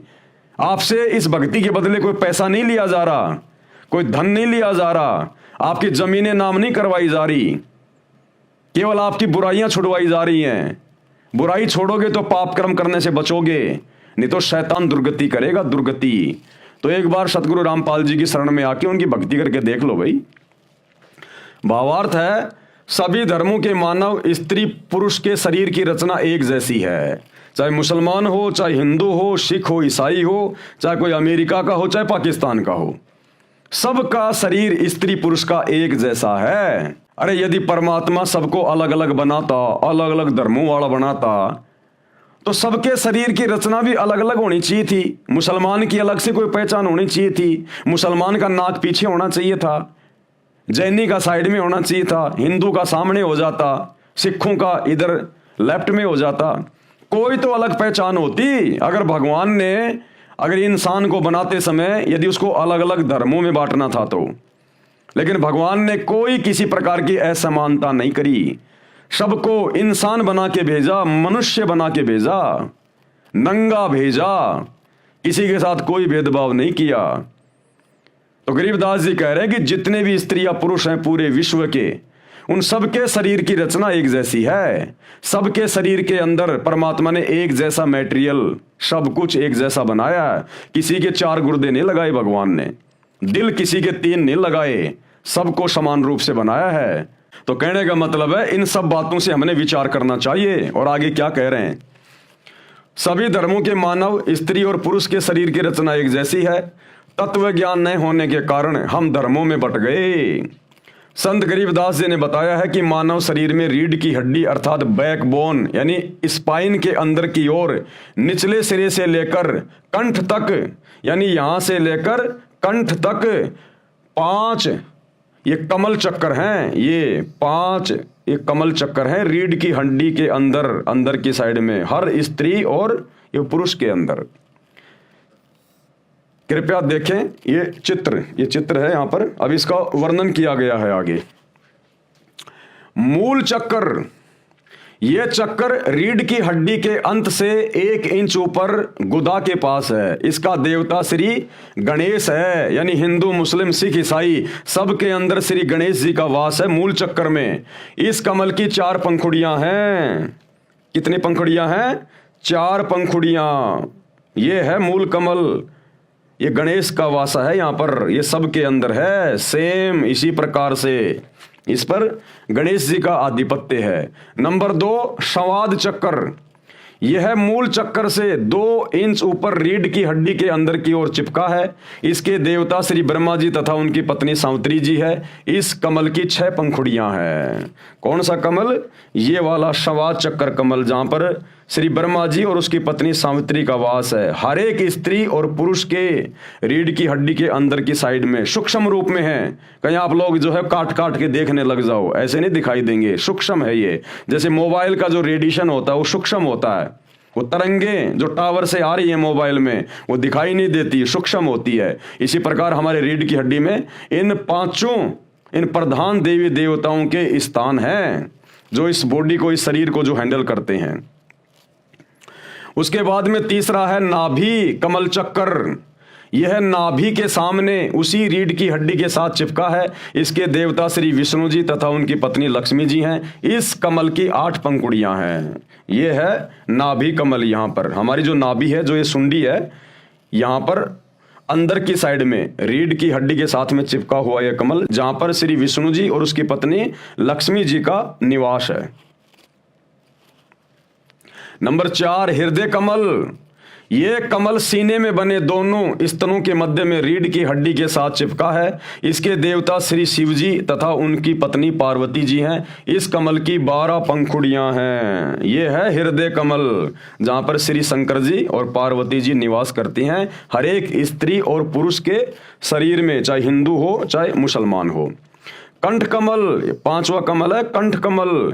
ये कमल छाती की हड्डियों के ऊपर, जहां से गला शुरू होता है, उसके पीछे रीढ़ की हड्डी के साथ अंत में है। इसकी प्रधान श्री देवी अर्थात दुर्गा जी हैं। इस कमल की 16 पंखुड़ियां हैं। शेष कमल चक्कर ऊपर है। नंबर 6 संगम कमल। संगम कमल या छठा कमल, ये कमल सुषुम्ना के ऊपर वाले द्वार पर है। इसकी 3 पंखुड़ियां हैं। इसमें सरस्वती रूप में देवी दुर्गा जी निवास करती है। काल की पत्नी, शैतान की पत्नी, ये दुर्गा जो नवरात्रे मनाते हैं हिंदू भाई बहन, वो दुर्गा अष्टंगी शेरा वाली माता, ये शैतान की पत्नी है, काल की पत्नी। ये संगम कमल में निवास करती है सरस्वती देवी के रूप में। एक पंखुड़ी में देवी दुर्गा सरस्वती रूप में रहती है, उसी के साथ में 72 करोड़ उर्वशी यानी सुंदर स्त्रियां हैं, वो परियां हैं, जो ऊपर जाने वाले भक्तों को अपने जाल में फंसाती है। ये काल का भयंकर षड्यंत्र है इस शरीर में, हमारे को रोक के रखने के लिए, ताकि हमारा मोक्ष ना हो जाए, आत्मा इसके जाल से बाहर ना निकल जाए। जैसी गंदी सोच इंसान की या स्त्री या पुरुष की यहाँ होती है, शरीर छोड़ने के बाद जब वो आत्मा इन कमलों के अंदर से जाती है, तो देवी दुर्गा को बैठा रखा इस काल ने सरस्वती रूप में, और दुर्गा ने 72 करोड़ सुंदर स्त्रियां उर्वशियां वहां छोड़ रखी हैं उस आत्मा को, उस भगत को, उस साधक को अपने जाल में फंसाने के लिए। और जिसकी जैसी गंदी सोच यहां होती है, वो तुरंत उनके चक्कर में आ जाता है और एकांत में जाकर उन सुंदर औरतों के साथ में शारीरिक संबंध बना के अपनी भक्ति नष्ट कर लेता है, नरक में जा गिरता है। जो ऊपर जाने वाले भक्तों को अपने जाल में फंसाती है। दूसरी पंखुड़ी में सुंदर युवा नर रहते हैं, युवा पुरुष रहते हैं, सुंदर देव पुरुष, जो भगतमतियों को यानी औरतों को आकर्षित करके काल जाल में रखते हैं। काल भी अन्य रूप में इन युवाओं का संचालन मुखिया बनकर रहता है। तीसरी पंखुड़ी में स्वयं परमात्मा यानी अल्लाह कबीर, ये कबीर भगवान तीसरी पंखुड़ी में स्वयं परमात्मा अन्य रूप में रहते हैं, अपने भक्तों को उनके जाल से मुक्त कराते हैं, ज्ञान सुनाकर सतर्क करते हैं। वहीं पर ये अल्लाह कबीर, ये कबीर परमात्मा भी है तीसरी पंखुड़ी में। वहां ये अपने भक्तों को जो धरती पर उसकी शरण में होते हैं उसकी भक्ति करते हैं। जैसे हम भगत भाई बहन सतगुरु रामपाल जी अल्लाह कबीर की भक्ति कर रहे हैं। अगर आजीवन इसी प्रकार उनकी मर्यादा में रहकर भक्ति करते रहे तो शरीर छोड़ने के बाद वो सुंदर स्त्रियां, वो सुंदर पुरुष हमें भी फंसाने का प्रयास करेंगे। लेकिन यहाँ हमारे को सत्संग सुना सुनाकर ज्ञान दे देकर गुरुदेव हमें पहले से इस पूरे शैतान के षड्यंत्र को समझा देंगे जो यहाँ लिखा हुआ है। तो हम लोग सतर्क हो जाएंगे कि ये सारी बातें तो गुरुजी हमें सब कुछ सत्संगों में बताया करते थे, पुस्तकों में लिखी हुई थी, ये तो काल का जाल है, ये तो हमारे को फंसाने के लिए खड़ी हैं। और फिर वहां पर यही कबीर परमात्मा सतगुरु रूप में रहता है और अपने भक्तों को वहां पर सतर्क करता है कि बच्चों उधर मत जाना, ये काल का षड्यंत्र है। लेकिन बाकी लोग जो सतगुरु रामपाल जी की शरण में नहीं होते, वो चाहे हिंदू है, मुसलमान है, सिख है, ईसाई है, वो उन औरतों के चक्कर में फंस जाएंगे। औरतें उन युवा जो देवता हैं वहां पर, जो काल की ओर से हमें फंसाने के लिए खड़े रहते हैं, उनके चक्कर में आ जाएंगी। यानी जिसकी जैसी गंदी सोच यहां होगी उसी आधार से वो वहां पर उनके साथ में शारीरिक संबंध बना के अपना धर्म कर्म नष्ट करके काल के जाल में रह जाते हैं। तीसरी पंखुड़ी में स्वयं परमात्मा यानी अल्लाह कबीर, अल्लाह अकबर अन्य रूप में रहते हैं, अपने भक्तों को उनके जाल से मुक्त कराते हैं, ज्ञान सुनाकर सतर्क करते हैं। नंबर 7 है त्रिकुटी कमल चक्कर। ये दोनों आंखों की बोहों यानी सेलियों के मध्य में सिर के पीछे हिस्से में अन्य कमलों की ही पंक्ति में ऊपर है। त्रिकुटी कमल कहाँ होता है? ये हमारी दोनों आंखें, ये बोहें हैं, और ये जो बीच का जो जगह है, ये बीच की जगह यहाँ पीछे की साइड में यहाँ है त्रिकुटी कमल।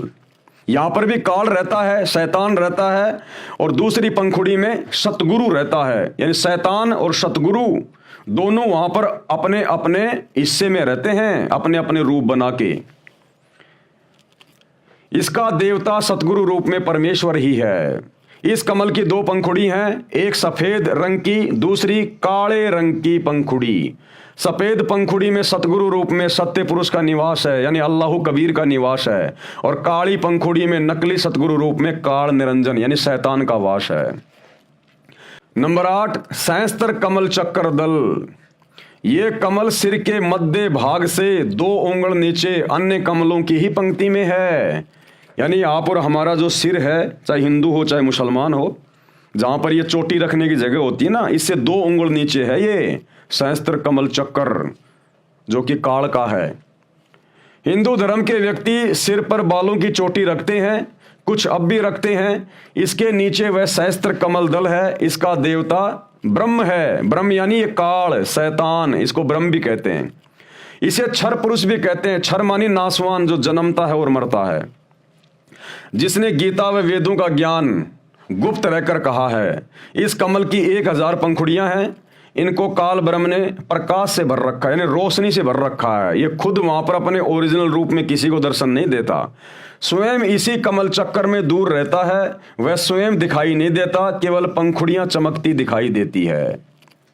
अष्ट कमल दल यानी 8वां कमल दल, इस कमल का देवता अक्षर पुरुष है, जो काल के लोक से ऊपर अक्षर पुरुष, जिसके 7 शंख ब्रह्मांड हैं। इसे पर ब्रह्म भी कहते हैं, यानी इस ब्रह्म से ऊपर वाला भगवान पर ब्रह्म अक्षर पुरुष। इनकी पंखुड़ियां भी 8 हैं। इसकी स्थिति नहीं बताऊंगा, क्योंकि नकली गुरु भी इसको जानकर जनता को भ्रमित कर देंगे। 9 शंख कमल दल, इस कमल में पूर्ण ब्रह्म अर्थात परम अक्षर ब्रह्म का निवास है, यानी सत्य पुरुष का निवास है, अल्लाह कबीर का निवास है इस 9वें कमल में, हमारे शरीर में सबसे ऊपर सबसे बड़ा भगवान। इसकी शंख पंखुड़ियां यानी अनंत पंखुड़ियां हैं। इसकी स्थिति भी नहीं बताऊंगा, कारण ऊपर लिख दिया गया है। जो चित्र में दिखाए हैं इनमें 6ठा कमल तथा 9वां कमल नहीं दिखाया है। कारण यही है कि विद्यार्थियों की धीरे धीरे ज्ञान वृद्धि की जाती है। कमलों का गहरा रहस्य है, यह कबीर सागर के सारांश में लिखा है। शरीर में ये कमल ऐसा कार्य करते हैं जैसे टेलीविजन में चैनल लगे हैं। अब ये कमल क्या काम करते हैं, जिनमें ये देवी देवता बसे हुए हैं, काल बसा हुआ है, सतगुरु भी बसा हुआ है सूक्ष्म रूप में, क्या काम करते हैं ये कमल? ये कमल एक टीवी चैनल की भांति है, टीवी चैनल की भांति।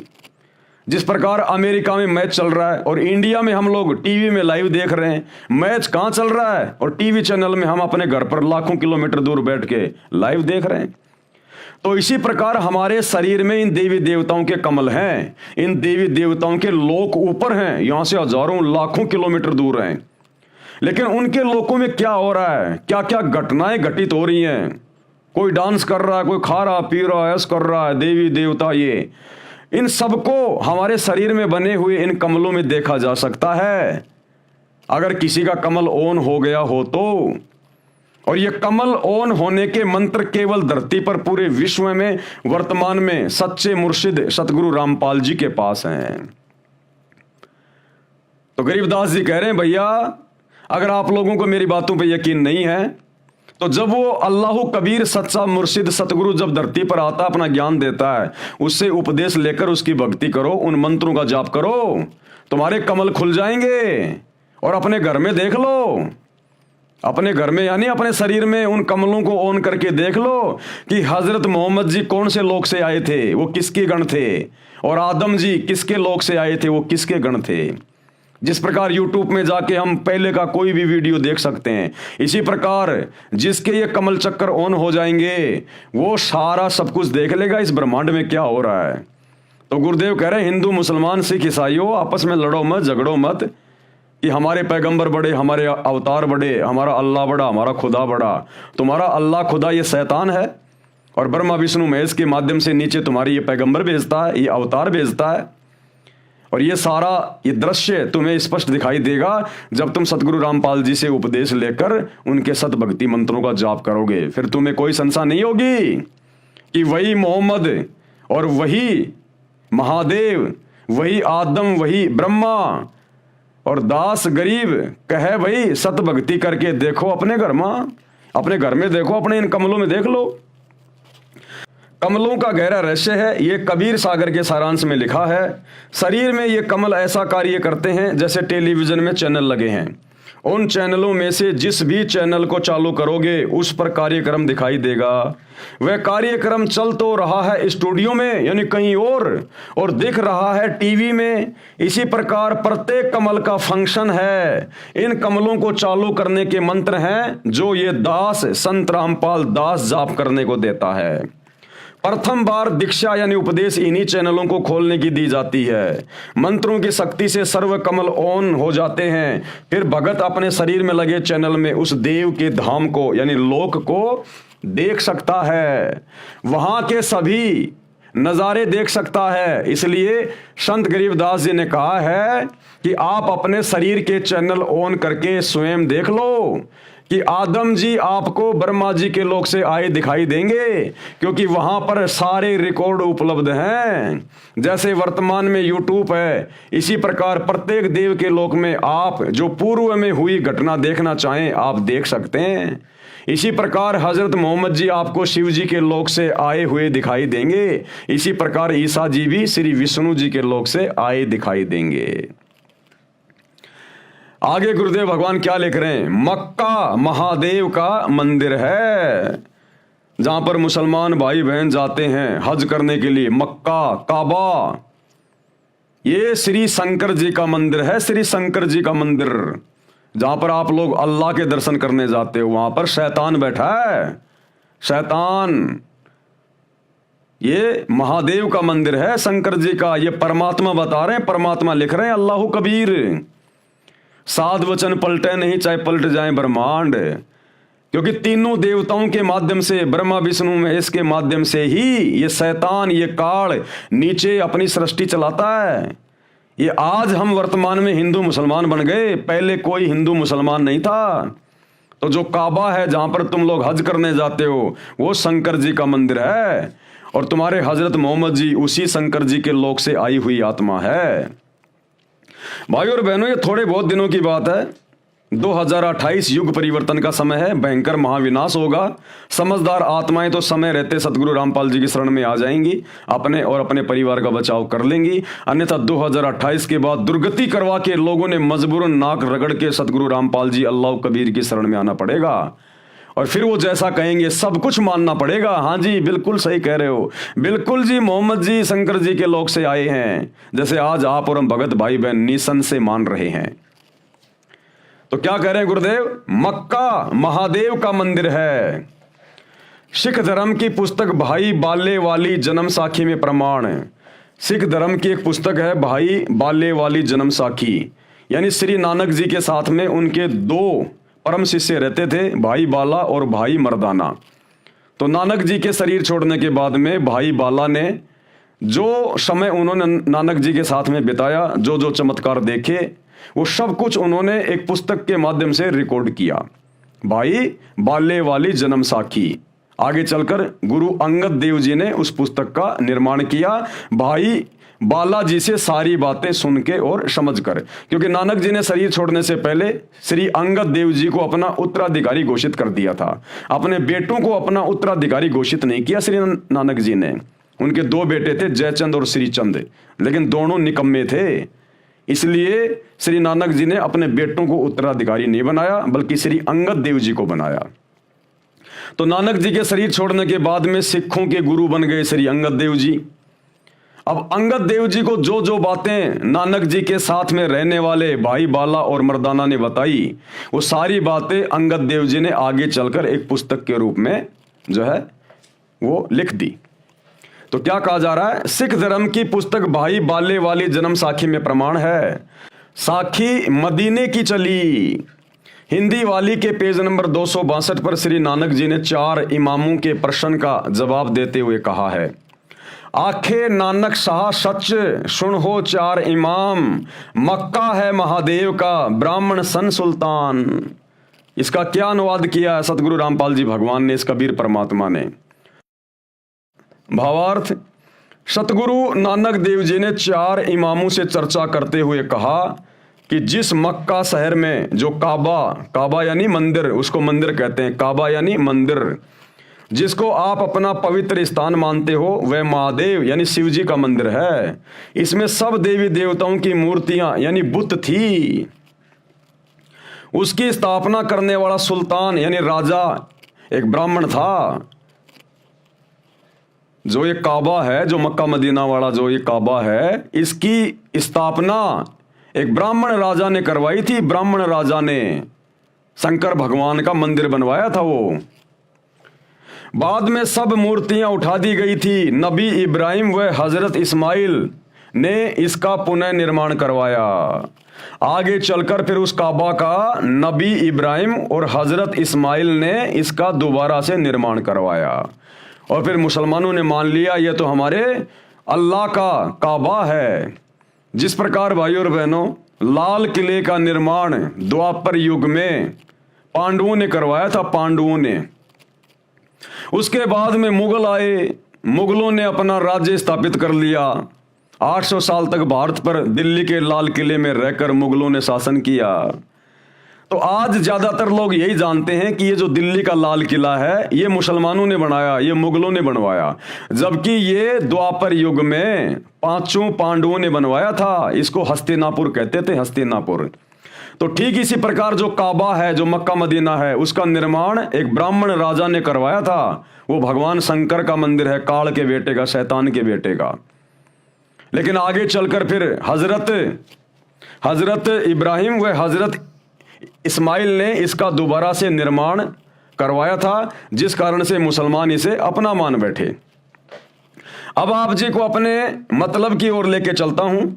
आप जी को स्पष्ट करना चाहता हूं कि जो यथार्थ आध्यात्मिक ज्ञान सूक्ष्म वेद में यानी 5वें वेद में है, कबीर सागर में और गरीबदास जी की वाणियों में है, वह न गीता में है तथा ना 4 वेदों में है, ना पुराणों में है, ना कुरान शरीफ में है, ना बाइबल में है, ना 6 शास्त्रों तथा न 11 उपनिषदों में है। क्योंकि परमात्मा ने इस काल को, इस शैतान को ये कंप्लीट ज्ञान दिया था। 5 वेद दिए थे, यानी टोटल एक ही ज्ञान था ये कंप्लीट। लेकिन इसने जब उसको पढ़ा, उसको देखा, तो इसमें तो पूरी जानकारी थी कि ये शैतान क्यों बना, इसने परमात्मा अल्लाह कबीर के शतलोक में क्या गलती की थी, जिस कारण से इसको वहां से बाहर निकाल दिया दुर्गा के साथ में। हम बाकी आत्माएं जो काल के ऊपर आसक्ति व्यक्त कर चुकी थी, परमात्मा ने हमें भी दुर्गा के शरीर में सूक्ष्म रूप में डाल के काल के साथ भेज दिया। आगे चलकर फिर काल ने तीन पुत्रों को उत्पन्न किया, दुर्गा के माध्यम से ब्रह्मा विष्णु महेश, उन्हीं के माध्यम से अपना पूरा ढमढमा ये चला रहा है।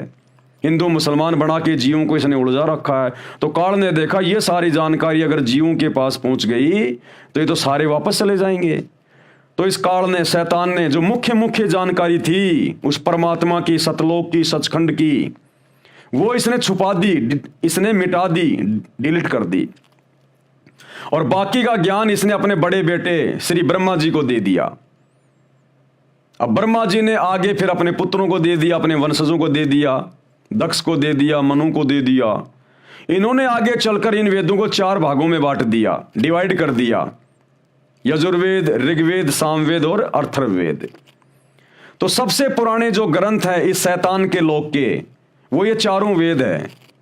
इन्हीं 4 वेदों का ज्ञान इसी शैतान ने द्वापर युग में महाभारत के युद्ध के दौरान श्री कृष्ण जी के अंदर भूत की तरह सूक्ष्म रूप में प्रवेश करके अर्जुन को सुनाया, जिस ज्ञान को आगे दिव्य दृष्टि मिलने के बाद महर्षि वेद व्यास जी ने लिखा, जिसको गीता जी कहा जाता है। तो 4 वेदों का और गीता का ज्ञान एक ही है। 4 वेदों का ज्ञान थोड़ा सा फैला हुआ है, गीता में उसको शॉर्ट करके सांकेतिक रूप में लिख दिया गया। तो सबसे पुरातन जो ग्रंथ हैं जिनको हिंदू अपना मान रहे हैं, ये पूरे विश्व के हैं, पूरे विश्व के। क्योंकि जिस समय वेदों की रचना हुई थी महर्षियों के द्वारा, और जिस समय श्री गीता जी का ज्ञान दिया गया था द्वापर में महाभारत के युद्ध में, उस समय धरती पर कोई धर्म नहीं था, केवल इंसान थे। तो ये गीता का ज्ञान और वेदों का ज्ञान पूरे विश्व के प्राणियों के लिए है, ये कोई धर्म विशेष का कोई ये ग्रंथ नहीं है। तो मुख्य जानकारी इस काल ने, शैतान ने 4 वेदों से निकाल दी। तो गुरुदेव भगवान कह रहे हैं कि जो वास्तविक जानकारी है उस अल्लाह की, उस खुदा की, शैतान के बाप की, उस अल्लाह कबीर की, वो जानकारी ना तो 4 वेदों में है कंप्लीट, ना गीता में, ना मुसलमानों की 4 पुस्तकों में, ना बाइबल में, किसी चीज में नहीं है। इसलिए वो कंप्लीट जानकारी कि सृष्टि कैसे रची गई, ये शैतान कौन है, ये काल कौन है, ये ब्रह्मा विष्णु महेश के माध्यम से कैसे अपना षड्यंत्र इसने फैला रखा है, कैसे ये अपने पैगंबर भेज के मुसलमान धर्म बना के फिर वहां पर इसने पैगंबर भेजने शुरू कर दिए, इधर हिंदू धर्म बना के उसने अपने अवतार भेजने शुरू कर दिए। ये कैसे तुम जीवों को भ्रमित करता है अपने भोजन के लिए, तुम्हें खाने के लिए, फिर तुम्हें 84 लाख योनियों में डाल देता है। तो ये कंप्लीट जानकारी देने के लिए वो अल्लाह कबीर, वो खुदा स्वयं यहां पर सतगुरु रूप में आता है, मुर्शिद रूप में आता है, और यहाँ आकर सत्संग करता है, जैसे आज वर्तमान में दे रहा वही अल्लाह कबीर ज्ञान सतगुरु रामपाल जी के रूप में। इसलिए हमने उनके ज्ञान को सुनना चाहिए, समझना चाहिए। ये काल के द्वारा, शैतान के द्वारा बनाए गए धर्म और जातियों की जंजीरों से पीछे हटके, तब हमारा आत्मा का कल्याण होगा, नहीं तो नहीं होगा। यहाँ के किसी भी धर्म ग्रंथ में सूक्ष्म वेद को छोड़कर, यानी कबीर परमात्मा के द्वारा जब वो चारों युगों में आते हैं और यहाँ आकर अपना ज्ञान देते हैं, फिर उसको लिपिबद्ध करवाते हैं, वो ज्ञान फिर वो सुनाते हैं। जैसे 650 साल पहले यही कबीर भगवान 650 साल पहले ये बनारस में आए कबीर दास नाम से, और इन्होंने एक अच्छी आत्मा धर्मदास जी के माध्यम से कबीर सागर लिखवाया 1800 पेज का। फिर गरीबदास जी के माध्यम से उसी कबीर परमात्मा ने गरीबदास जी के सामने सतलोक से आकर ये प्रकट हुए, गांव छुडानी जिला झज्जर हरियाणा में। गरीबदास जी की आत्मा को अपने साथ ऊपर लेकर गए, जो अभी आपको समझाया बताया।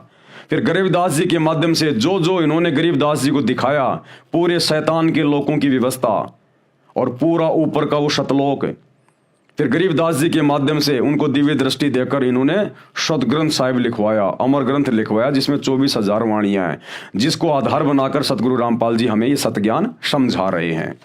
तो सूक्ष्म वेद के अलावा किसी भी वेद में, किसी भी धर्म की कोई भी पुस्तक में कंप्लीट सच्चे खुदा की सच्ची इबादत का ज्ञान नहीं है। उदाहरण जैसे 10वीं कक्षा तक का पाठ्यक्रम गलत नहीं है, परंतु उसमें बीए तथा एमए वाला ज्ञान नहीं है। जिस प्रकार 10वीं तक के सिलेबस में भी ज्ञान है, लेकिन कंप्लीट नहीं है, बी और एमए का नहीं है। इसी प्रकार वेदों में भी ज्ञान है, गीता में भी ज्ञान है, परमात्मा की थोड़ी बहुत जानकारी है, लेकिन भक्ति केवल इस शैतान तक की है। लेकिन इन वेदों में और मुसलमान भाइयों की इन 4 आसमानी पुस्तकों में कंप्लीट ज्ञान नहीं है, केवल 10वीं तक का ज्ञान है, BA का ज्ञान नहीं है, उस कबीर परमात्मा के बारे में जानकारी नहीं है। जैसे उदाहरण, जैसे 10वीं कक्षा तक का पाठ्यक्रम गलत नहीं है, परंतु उसमें BA तथा MA वाला ज्ञान नहीं है। वह पाठ्यक्रम गलत नहीं है, परंतु पर्याप्त भी नहीं है, समझने के लिए इतना ही पर्याप्त है। यानी उसमें ज्ञान जो है वो आधा अधूरा है। उस ज्ञान को सुनकर समझकर हम मोक्ष प्राप्त नहीं कर सकते, गधे कुत्ते बनने से नहीं बच सकते, नरक में जाने से नहीं बच सकते, केवल काल तक की साधना में रहेंगे। इनमें केवल इतना ही ज्ञान है। कंप्लीट ज्ञान सूक्ष्म वेद में मिलेगा, सतगुरु स्वयं आकर समझाएगा, जो आज समझा रहे हैं। प्रश्न किया किसी ने, संसार के शास्त्र तथा संत परमात्मा के विषय में क्या जानकारी देते हैं? यानी दुनिया भर के जो शास्त्र हैं वो संत या परमात्मा के विषय में क्या जानकारी देते हैं? उत्तर दिया गुरुदेव भगवान ने, विश्व के मुख्य शास्त्रों में, सदग्रंथों में परमात्मा को बहुत अच्छे तरीके से परिभाषित किया है। पहले ये जानते हैं कि विश्व के मुख्य शास्त्र यानी सदग्रंथ कौन से हैं। नंबर 1, वेद। वेद 2 प्रकार के हैं, सूक्ष्म वेद और सामान्य वेद। सामान्य वेद आपको बता दिए, ये 4 वेद जो शैतान ने अपने बेटे ब्रह्मा को दिए, ब्रह्मा ने अपने वंशजों को दिए। आगे चलकर इनकी 4 मोटी मोटी पुस्तकें बता दी गई, जिनमें केवल शैतान यानी काल तक का ज्ञान है। तो वेद 2 प्रकार के हैं, एक तो सामान्य वेद, ये 4 वेद, और दूसरा सूक्ष्म वेद जो कबीर भगवान स्वयं आके ज्ञान बताता है, वो कबीर सागर, वो गरीबदास जी का ग्रंथ, और वर्तमान में सतगुरु रामपाल जी ने जो पुस्तकें लिखी हैं, ये हैं सूक्ष्म वेद। वेद 2 प्रकार के हैं, सूक्ष्म वेद और सामान्य वेद। अब ये सूक्ष्म वेद क्या है? ये वह ज्ञान है जिसको अल्लाह ताला यानी समर्थ परमात्मा स्वयं पृथ्वी पर प्रकट होकर अपने मुख कमल से वाणी उच्चारण करके बोलता है। यह संपूर्ण अध्यात्म ज्ञान है। इसका कहां प्रमाण है? ऋग्वेद मंडल 9 सूक्त 86 मंत्र 26 और 27 में, ऋग्वेद मंडल 9 सूक्त 82 मंत्र 1 व 2 में, ऋग्वेद मंडल 9 सूक्त 94 मंत्र 1 में, ऋग्वेद मंडल 9 सूक्त 95 मंत्र 2 में, ऋग्वेद मंडल 9 सूक्त 20 मंत्र 1 में, ऋग्वेद मंडल 9 सूक्त 96 मंत्र 17 से 20 में, ऋग्वेद मंडल 9 सूक्त 54 मंत्र 3, यजुर्वेद अध्याय 9 मंत्र 1 तथा 32 में, यजुर्वेद अध्याय 29 मंत्र 25, अथर्ववेद कांड 4 अनुवाक 1 मंत्र 7, सामवेद मंत्र संख्या 822 में। अब ज्ञानहीन लोग कहते हैं सतगुरु रामपाल जी को संस्कृत नहीं आती, हिंदू कहते हैं तुम्हारे गुरु जी को संस्कृत तो आती नहीं। अरे तुम संस्कृत के विद्वानों ने, सतयुग में वेद लिखे गए थे, 39 लाख साल हो गई, आज तक तुम परमात्मा के नाम का जिक्र भी नहीं कर पाए। और सतगुरु रामपाल जी ने ये सारे वेद खोल खोल के रख दिए। देख लो आंख फाड़ के। भाषा का काम केवल इतना होता है, अपने विचार दूसरे तक प्रकट करना। और ये परमात्मा है, अल्लाह कबीर है धरती पर सतगुरु रामपाल जी। इनको पढ़ाई पढ़ने की जरूरत नहीं है। पढ़ाई पढ़ने की जरूरत पड़ती है इंसानों को। इस परमेश्वर ने तो भाषाएं पैदा की हैं, तभी तो खोल खोल के चारों वेदों का जूस निकाल दिया। मुसलमान धर्म की चारों आसमानी पुस्तकों का जूस निकाल के रख दिया कि क्या मतलब का ज्ञान है। देख लो तुम्हारी आंखों के सामने अल्लाह कौन है, भगवान कौन है, सच्ची इबादत क्या है। अन्य प्रमाण श्रीमद् भगवत गीता अध्याय 4 मंत्र 32 में है, कहा है कि सच्चिदानंद घन ब्रह्म यानी कबीर परमात्मा, वो कबीर देव, वो कबीर भगवान जिसको सच्चिदानंद घन ब्रह्म कहा गया है, यानी सत्य पुरुष यानी अविनाशी परमात्मा अपने मुख कमल से वाणी बोलकर तत्व ज्ञान विस्तार से कहता है, जैसे आज वर्तमान में कह रहे हैं सतगुरु रामपाल जी।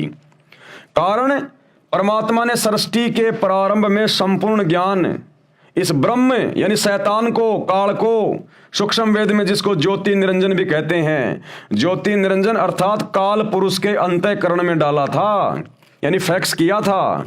परमात्मा द्वारा किए निर्धारित समय पर यह ज्ञान स्वयं ही काल पुरुष के श्वासों द्वारा समुद्र में प्रकट हो गया। ये परमात्मा है भाइयों और बहनों, ये अल्लाह कबीर है, सारी सिद्धियों का स्वामी है। इन्होंने जो समय निर्धारित किया हुआ है उस समय पर इस शैतान, इस काल की श्वासों के माध्यम से ये वेदों का ज्ञान बाहर प्रकट हुआ। जिस प्रकार परमात्मा ने विधान बना रखा है कि 9 महीने होते ही माता के गर्भ से बच्चा बाहर आएगा तो आएगा, उसे कोई रोक नहीं सकता। ये परमात्मा का बनाया गया विधान है, अल्लाह कबीर का। तो इसी प्रकार उस परमात्मा ने अपना विधान बना दिया था उस काल को, जब सतलोक से बाहर निकाला था शैतान को। इसकी श्वासों के माध्यम से वो समय आने पर ये वेदों का ज्ञान जो है ये प्रकट हुआ। वो ज्ञान इसने अपने बेटे ब्रह्मा को दे दिया। ब्रह्मा ने वो ज्ञान अपने वंशजों को सुनाया और नीचे फिर मनु ने, दक्ष ने, इन ऋषि महर्षियों ने फिर इसको कागज पे लिपिबद्ध कर दिया। तो ये भाइयों और बहनों, ये परमात्मा की टेक्नोलॉजी है। आप और हम भी परमात्मा की परिभाषा से अपरिचित हैं। हम केवल पत्थर पूजते पूजते रह गए। हमारे बाप दादा मंदिर मस्जिद जाते जाते इन पत्थरों पे नाक रगड़ते रगड़ते, माथा रगड़ते रगड़ते, सिजदा करते करते मर गए। हमें अभी तक वास्तविक खुदा की और उसकी इबादत का नहीं पता चला। तो ये अल्लाह कबीर, इसकी विज्ञान, इसकी टेक्नोलॉजी सर्वश्रेष्ठ है। ये आजकल के वैज्ञानिक उसी परमात्मा के द्वारा दी गई बुद्धि के आधार से ये टीवी, रेडियो, मोबाइल, इंटरनेट, हवाई जहाज बना के पता नहीं अपने आप को खुदा मान बैठे। अरे तुम जिस मटेरियल के ऊपर ये चीजें बना रहे हो, आविष्कार कर रहे हो, ये मटेरियल किसका है? इसी जमीन से लिया तुमने खोद खोद के पहाड़ों को। ये पहाड़ किसने बनाई? मिट्टी किसने बनाई? धरती किसने बनाई? उस खुदा ने, उस अल्लाह ने। ये उसी का मटेरियल है, वरना कहां से बनाते तुम? ये बुद्धि आज से पहले नहीं थी इंसान के पास में। ये पैगंबर जा लिए, अवतार जा लिए, क्या उनको जरूरत नहीं थी मोबाइल की, गाड़ियों की, पंखे की, एसी की, हीटर की? वो क्यों नहीं बना पाए? आज क्यों बना रहा इंसान? इसी कबीर अल्लाह ने, सतगुरु रामपाल जी ने इंसान को बुद्धि दी है। और ये सारे साधन, ये टीवी, रेडियो, मोबाइल, इंटरनेट, गाड़ियां, हवाई जहाज, ये भक्ति में सहयोग के लिए बनवाई है भगवान ने, क्योंकि ये भक्ति युग चल रहा भी है। 2028 के बाद जितनी भी आत्माएं बचेंगी महाविनाश के बाद, वो सब सतगुरु रामपाल जी की भक्ति करेंगी। और भविष्य मालिका कहती है टोटल 64 करोड़ व्यक्ति बचेंगे पूरे विश्व में, इतना विनाश होगा। उसके बाद ये विज्ञान हम भक्तों के काम आएगी। अभी तो काल शैतान बकवास ज्यादा करवा रहा है। फिल्में बनवा दी, अश्लील फिल्में बनवा दी, दुनिया भर के लोग शॉर्ट वीडियो, रील वगैरह। ये परमात्मा सतगुरु रामपाल जी के सत्संग सुनने और सुनाने के लिए ये मोबाइल बने, ये टीवी बने। भगत भाई बहनों ने आपस में अपने परमात्मा की, अपने गुरु की ज्ञान चर्चा के लिए ये मोबाइल बनवाए। आजकल इनमें बकवास चल रही है, ये 2-4 साल की बकवास है, उसके बाद कुछ नहीं है। भक्ति चलेगी पूरे विश्व में। ये एरोप्लेन, हेलीकॉप्टर, गाड़ियां, ये सत्संग में आने जाने के लिए परमात्मा ने बनवाई हैं। ये फालतू में 2 नंबर के काम करने के लिए नहीं बनवाई। ये तो शैतान इनका दुरुपयोग करवा रहा है, वर्तमान में आपके कर्म फुड़वा रहा है। आने वाले समय में इस कबीर भगवान सतगुरु रामपाल जी के द्वारा इंसान को बुद्धि देकर बनवाई गई इन प्रत्येक वैज्ञानिक वस्तुओं का प्रयोग उपयोग केवल भक्ति में होगा। तो ये थोड़े समय की बकवाद है, ज्यादा की नहीं है। तो क्या कह रहे हैं, ज्योति निरंजन अर्थात काल पुरुष के अंतःकरण में डाला था ये ज्ञान, ये वेद उस कबीर अल्लाह ने फैक्स किया था। परमात्मा द्वारा किए निर्धारित समय पर यह ज्ञान स्वयं ही काल पुरुष के श्वासों द्वारा समुद्र में प्रकट हो गया। जिस प्रकार ये वैज्ञानिक जो ये फैक्स वगैरह इन्होंने बना दिए उस मालिक के आशीर्वाद से, ये हमारे भक्ति समझने में बड़े सहायक हैं। अब लोग कहेंगे उस परमात्मा ने सतलोक में बैठे बैठे लाखों किलोमीटर दूर से, करोड़ों अरबों किलोमीटर दूर से काल के अंतःकरण में कैसे भेज दिया वो ज्ञान, वो कैसे हो गया फैक्स? अरे 2 मोबाइल हैं और 2 मोबाइलों में आप जी व्हाट्सएप के माध्यम से, एक अमेरिका में बैठा है एक हिंदुस्तान में बैठा है, आप लोग कैसे भेज देते हो उसमें मैसेज वगैरह वीडियो वगैरह, उसके मोबाइल में भी रह जाता है और तुम्हारे पास भी आ जाता है।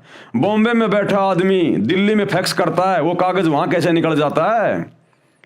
ये परमात्मा ने ये विज्ञान थोड़ी सी -1 पॉइंट बस इतना ही ज्ञान दिया जीव को, ज्यादा की आवश्यकता नहीं। और इतने में ये जीव अपने आप को खुदा मान बैठा, भगवान मान बैठा।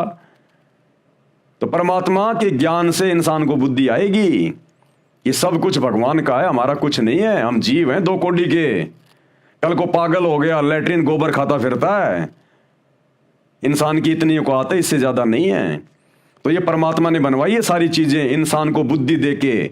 आज से पहले कहां थे टीवी रेडियो मोबाइल इंटरनेट? अरे कहां थे 20-30 साल पहले ये मोबाइल? क्या उस समय लोगों की रिश्तेदारियां नहीं होती थी? क्या आपस में बात करने की उनकी इच्छा नहीं होती थी? कोई मर जाता था तो 10 दिन बाद में जाके मालूम पड़ता था वो मर गया, और आज 1 सेकंड में आज ही वो मर गया। क्या पहले आवश्यकता नहीं थी? क्या पहले लोगों की रिश्तेदारियां नहीं थी? लोग आते जाते नहीं थे? पैदल जाया करते थे, बैलगाड़ी जोड़ के, ऊंट गाड़ी जोड़ के महीनों भर लग जाते थे।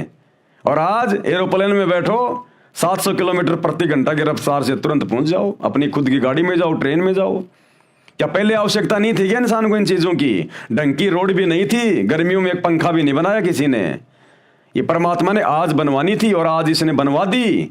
और आने वाले समय में ये सारी चीजें केवल भक्ति में काम आएंगी।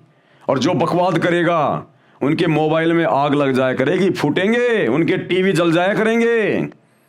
इस परमेश्वर ने भक्ति के लिए बनवाई है चीजें। अब आगे इनका दुरुपयोग नहीं होगा, जब उसका ठीक का समय आ जाएगा 2028 के बाद। परमात्मा द्वारा किए निर्धारित समय पर यह ज्ञान स्वयं ही काल पुरुष के श्वासों द्वारा समुद्र में प्रकट हो गया। जैसे 9 महीने बाद तुरंत बच्चा मां के पेट से बाहर आ जाता है, परमात्मा ने निर्धारित कर रखा है। काल पुरुष यानी शैतान ने इसमें से महत्वपूर्ण जानकारी निकाल दी। इसने देखा इसमें तो तेरे बारे में सब कुछ लिखा हुआ है, और ये सारी बात अगर मेरे तीनों बेटों को पता चल गई, ब्रह्मा विष्णु महेश को, कि हमारा बाप तो शैतान है, काल है, इसने तो सच्चे उस खुदा से बहुत बड़ा धोखा किया जिस कारण से इसको यहां पटक दिया गया, और ये तो अपने भोजन के लिए हम ब्रह्मा विष्णु महेश को खड़ा करके और जीवों को मरवा रहा है और ये पैदा करवा रहा है। तो काल ने देखा, शैतान ने देखा, अगर ये बात मेरे तीनों बेटों तक पहुंच गई तो मेरे लिए फिर काम नहीं करेंगे ये। तो इसने वो सारी जानकारी निकाल दी ऊपर की, और केवल अपने तक की जानकारी सीमित कर दी कि मैं ब्रह्म हूं, मैं गुप्त रहता हूं, मेरा ओम नाम का मंत्र है।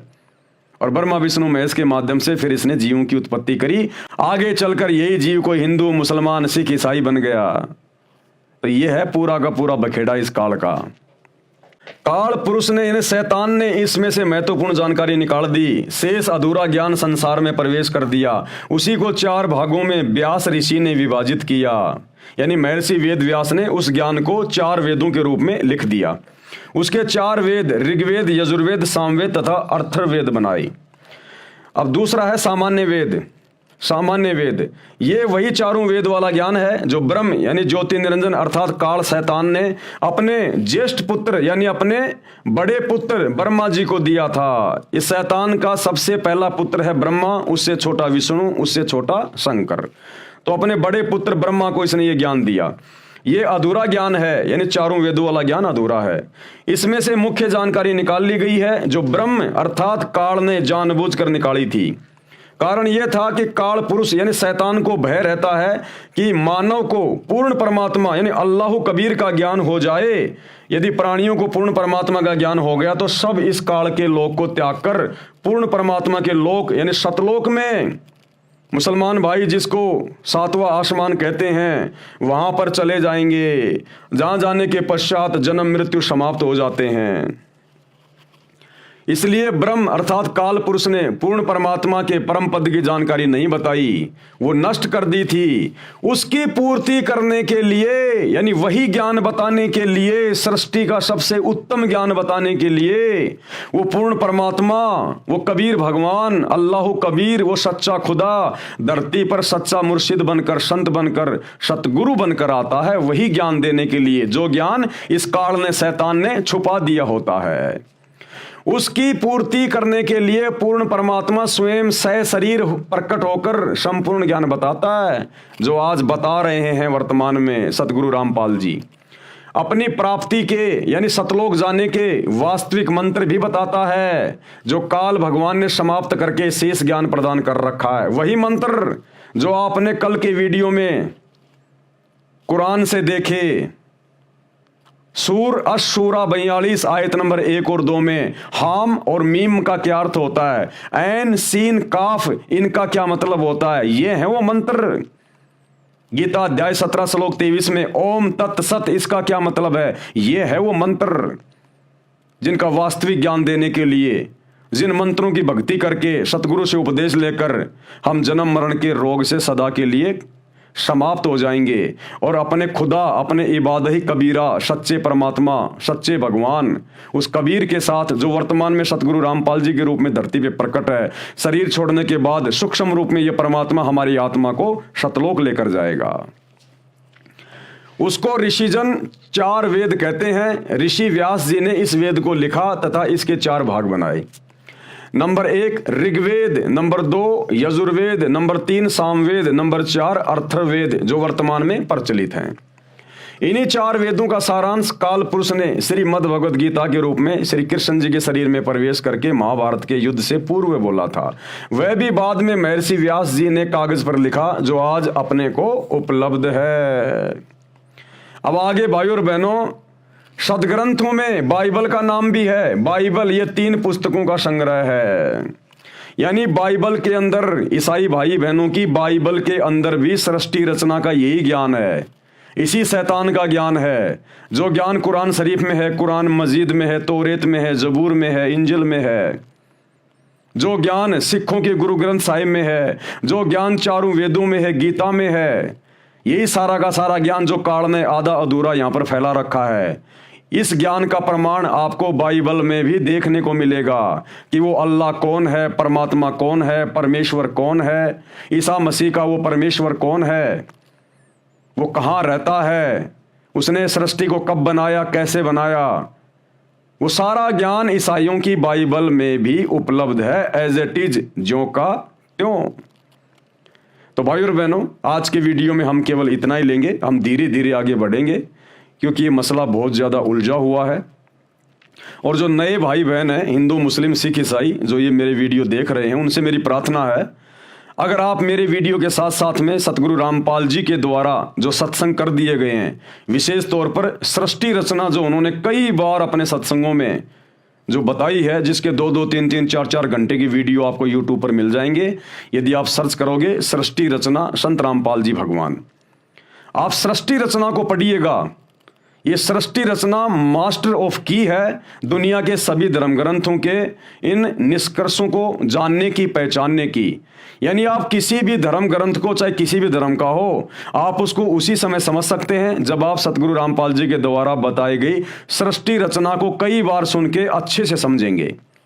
उस सृष्टि रचना में सभी धर्मों के धर्म ग्रंथों की भी वो जानकारी दे रहे हैं, विद प्रमाण दिखा रहे हैं कि मुसलमानों की 4 पुस्तकों में सृष्टि रचना का जिक्र कहाँ है, हिंदुओं के 4 वेदों में और गीता में कहाँ है, बाइबल में कहाँ है। उसके बाद आप मेरे वीडियो बहुत अच्छे से समझने लगोगे।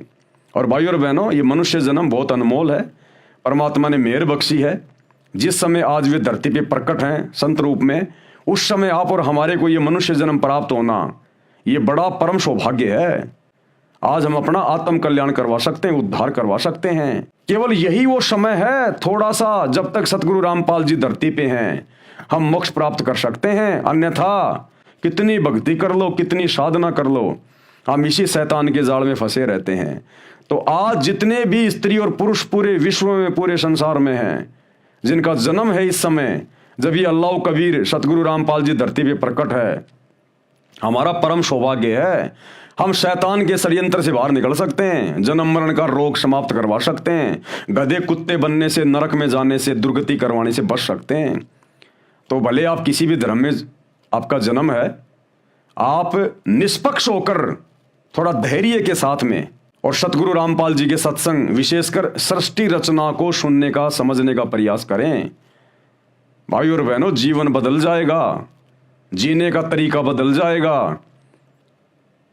जिस भक्ति के लिए हमें ये मनुष्य शरीर मिलता है, स्त्री या पुरुष का, हमारा वो मकसद सफल हो जाएगा। अन्यथा हम फिर लंबे समय के लिए, अनंत युगों के लिए, करोड़ों युगों के लिए हम मां कष्ट भोगने के लिए फिर काल के हत्थे चढ़ जाएंगे। तो अपनी आत्मा का कल्याण करवाओ। ये शरीर छूटने के बाद अगर भक्ति नहीं करी, आज अगर भक्ति करी नहीं, मान बढ़ाई में, अहंकार में फूले रहे, मेरा धर्म बड़ा, मेरा खुदा बड़ा, मेरा राम बड़ा, ना खुदा बड़ा ना राम बड़ा, जो बड़ा है वो आज धरती पे आया हुआ है, उसकी तुम सुन नहीं रहे, तो भाई फिर काल के हत्थे चढ़ जाओगे, बहुत बात बिगड़ जाएगी, फिर लेन देन में नहीं आएगी फिर ये बात है। तो विनती है, प्रार्थना है, निष्पक्ष होके सुनो। आप सब धर्म के मानने वालों की धर्म की पुस्तकों से दिखाया जा रहा है, फिर तो कोई संशय नहीं होना चाहिए ना। कोई अपनी तरफ से बताए, मनमाने रूप से बताए तो बात अलग है। जो गूढ़ ज्ञान मुसलमान धर्म के मुल्ला मौलवी आज तक नहीं बता पाए, जो गूढ़ ज्ञान चारों वेदों से आचार्य शंकराचार्य नहीं बता पाए, कोई पोप पादरी बाइबल से नहीं बता पाया, वो ज्ञान सतगुरु रामपाल जी बता रहे हैं। अरे कम से कम ये सोच के तो विचार करो ये कि ये कौन शक्ति है। कोई बता सकता है? किसी ने बताया क्या आज तक? हिंदू धर्म के चारों शंकराचार्यों को भी चारों वेदों का ज्ञान नहीं है। चारों शंकराचार्यों ने एक एक वेद को बांट रखा है। क्या खाक ज्ञान है उनको। और सतगुरु रामपाल जी ने पूरी दुनिया के धर्म ग्रंथों को खोल के रख दिया। तो ये स्वयं अल्लाह कबीर है, पहचानो अपने पिता को। तो भाई और बहनों, आज की वीडियो में केवल इतना ही। कल रात्रि 8 बजे सभी भाई बहन फिर से जुड़िए। तब तक गुरुदेव भगवान हम सबको आज्ञा दें, सद्बुद्धि दें, आशीर्वाद दें। बंदी छोड़ अल्लाह कबीर, सतगुरु रामपाल जी परमेश्वर जी की जय हो।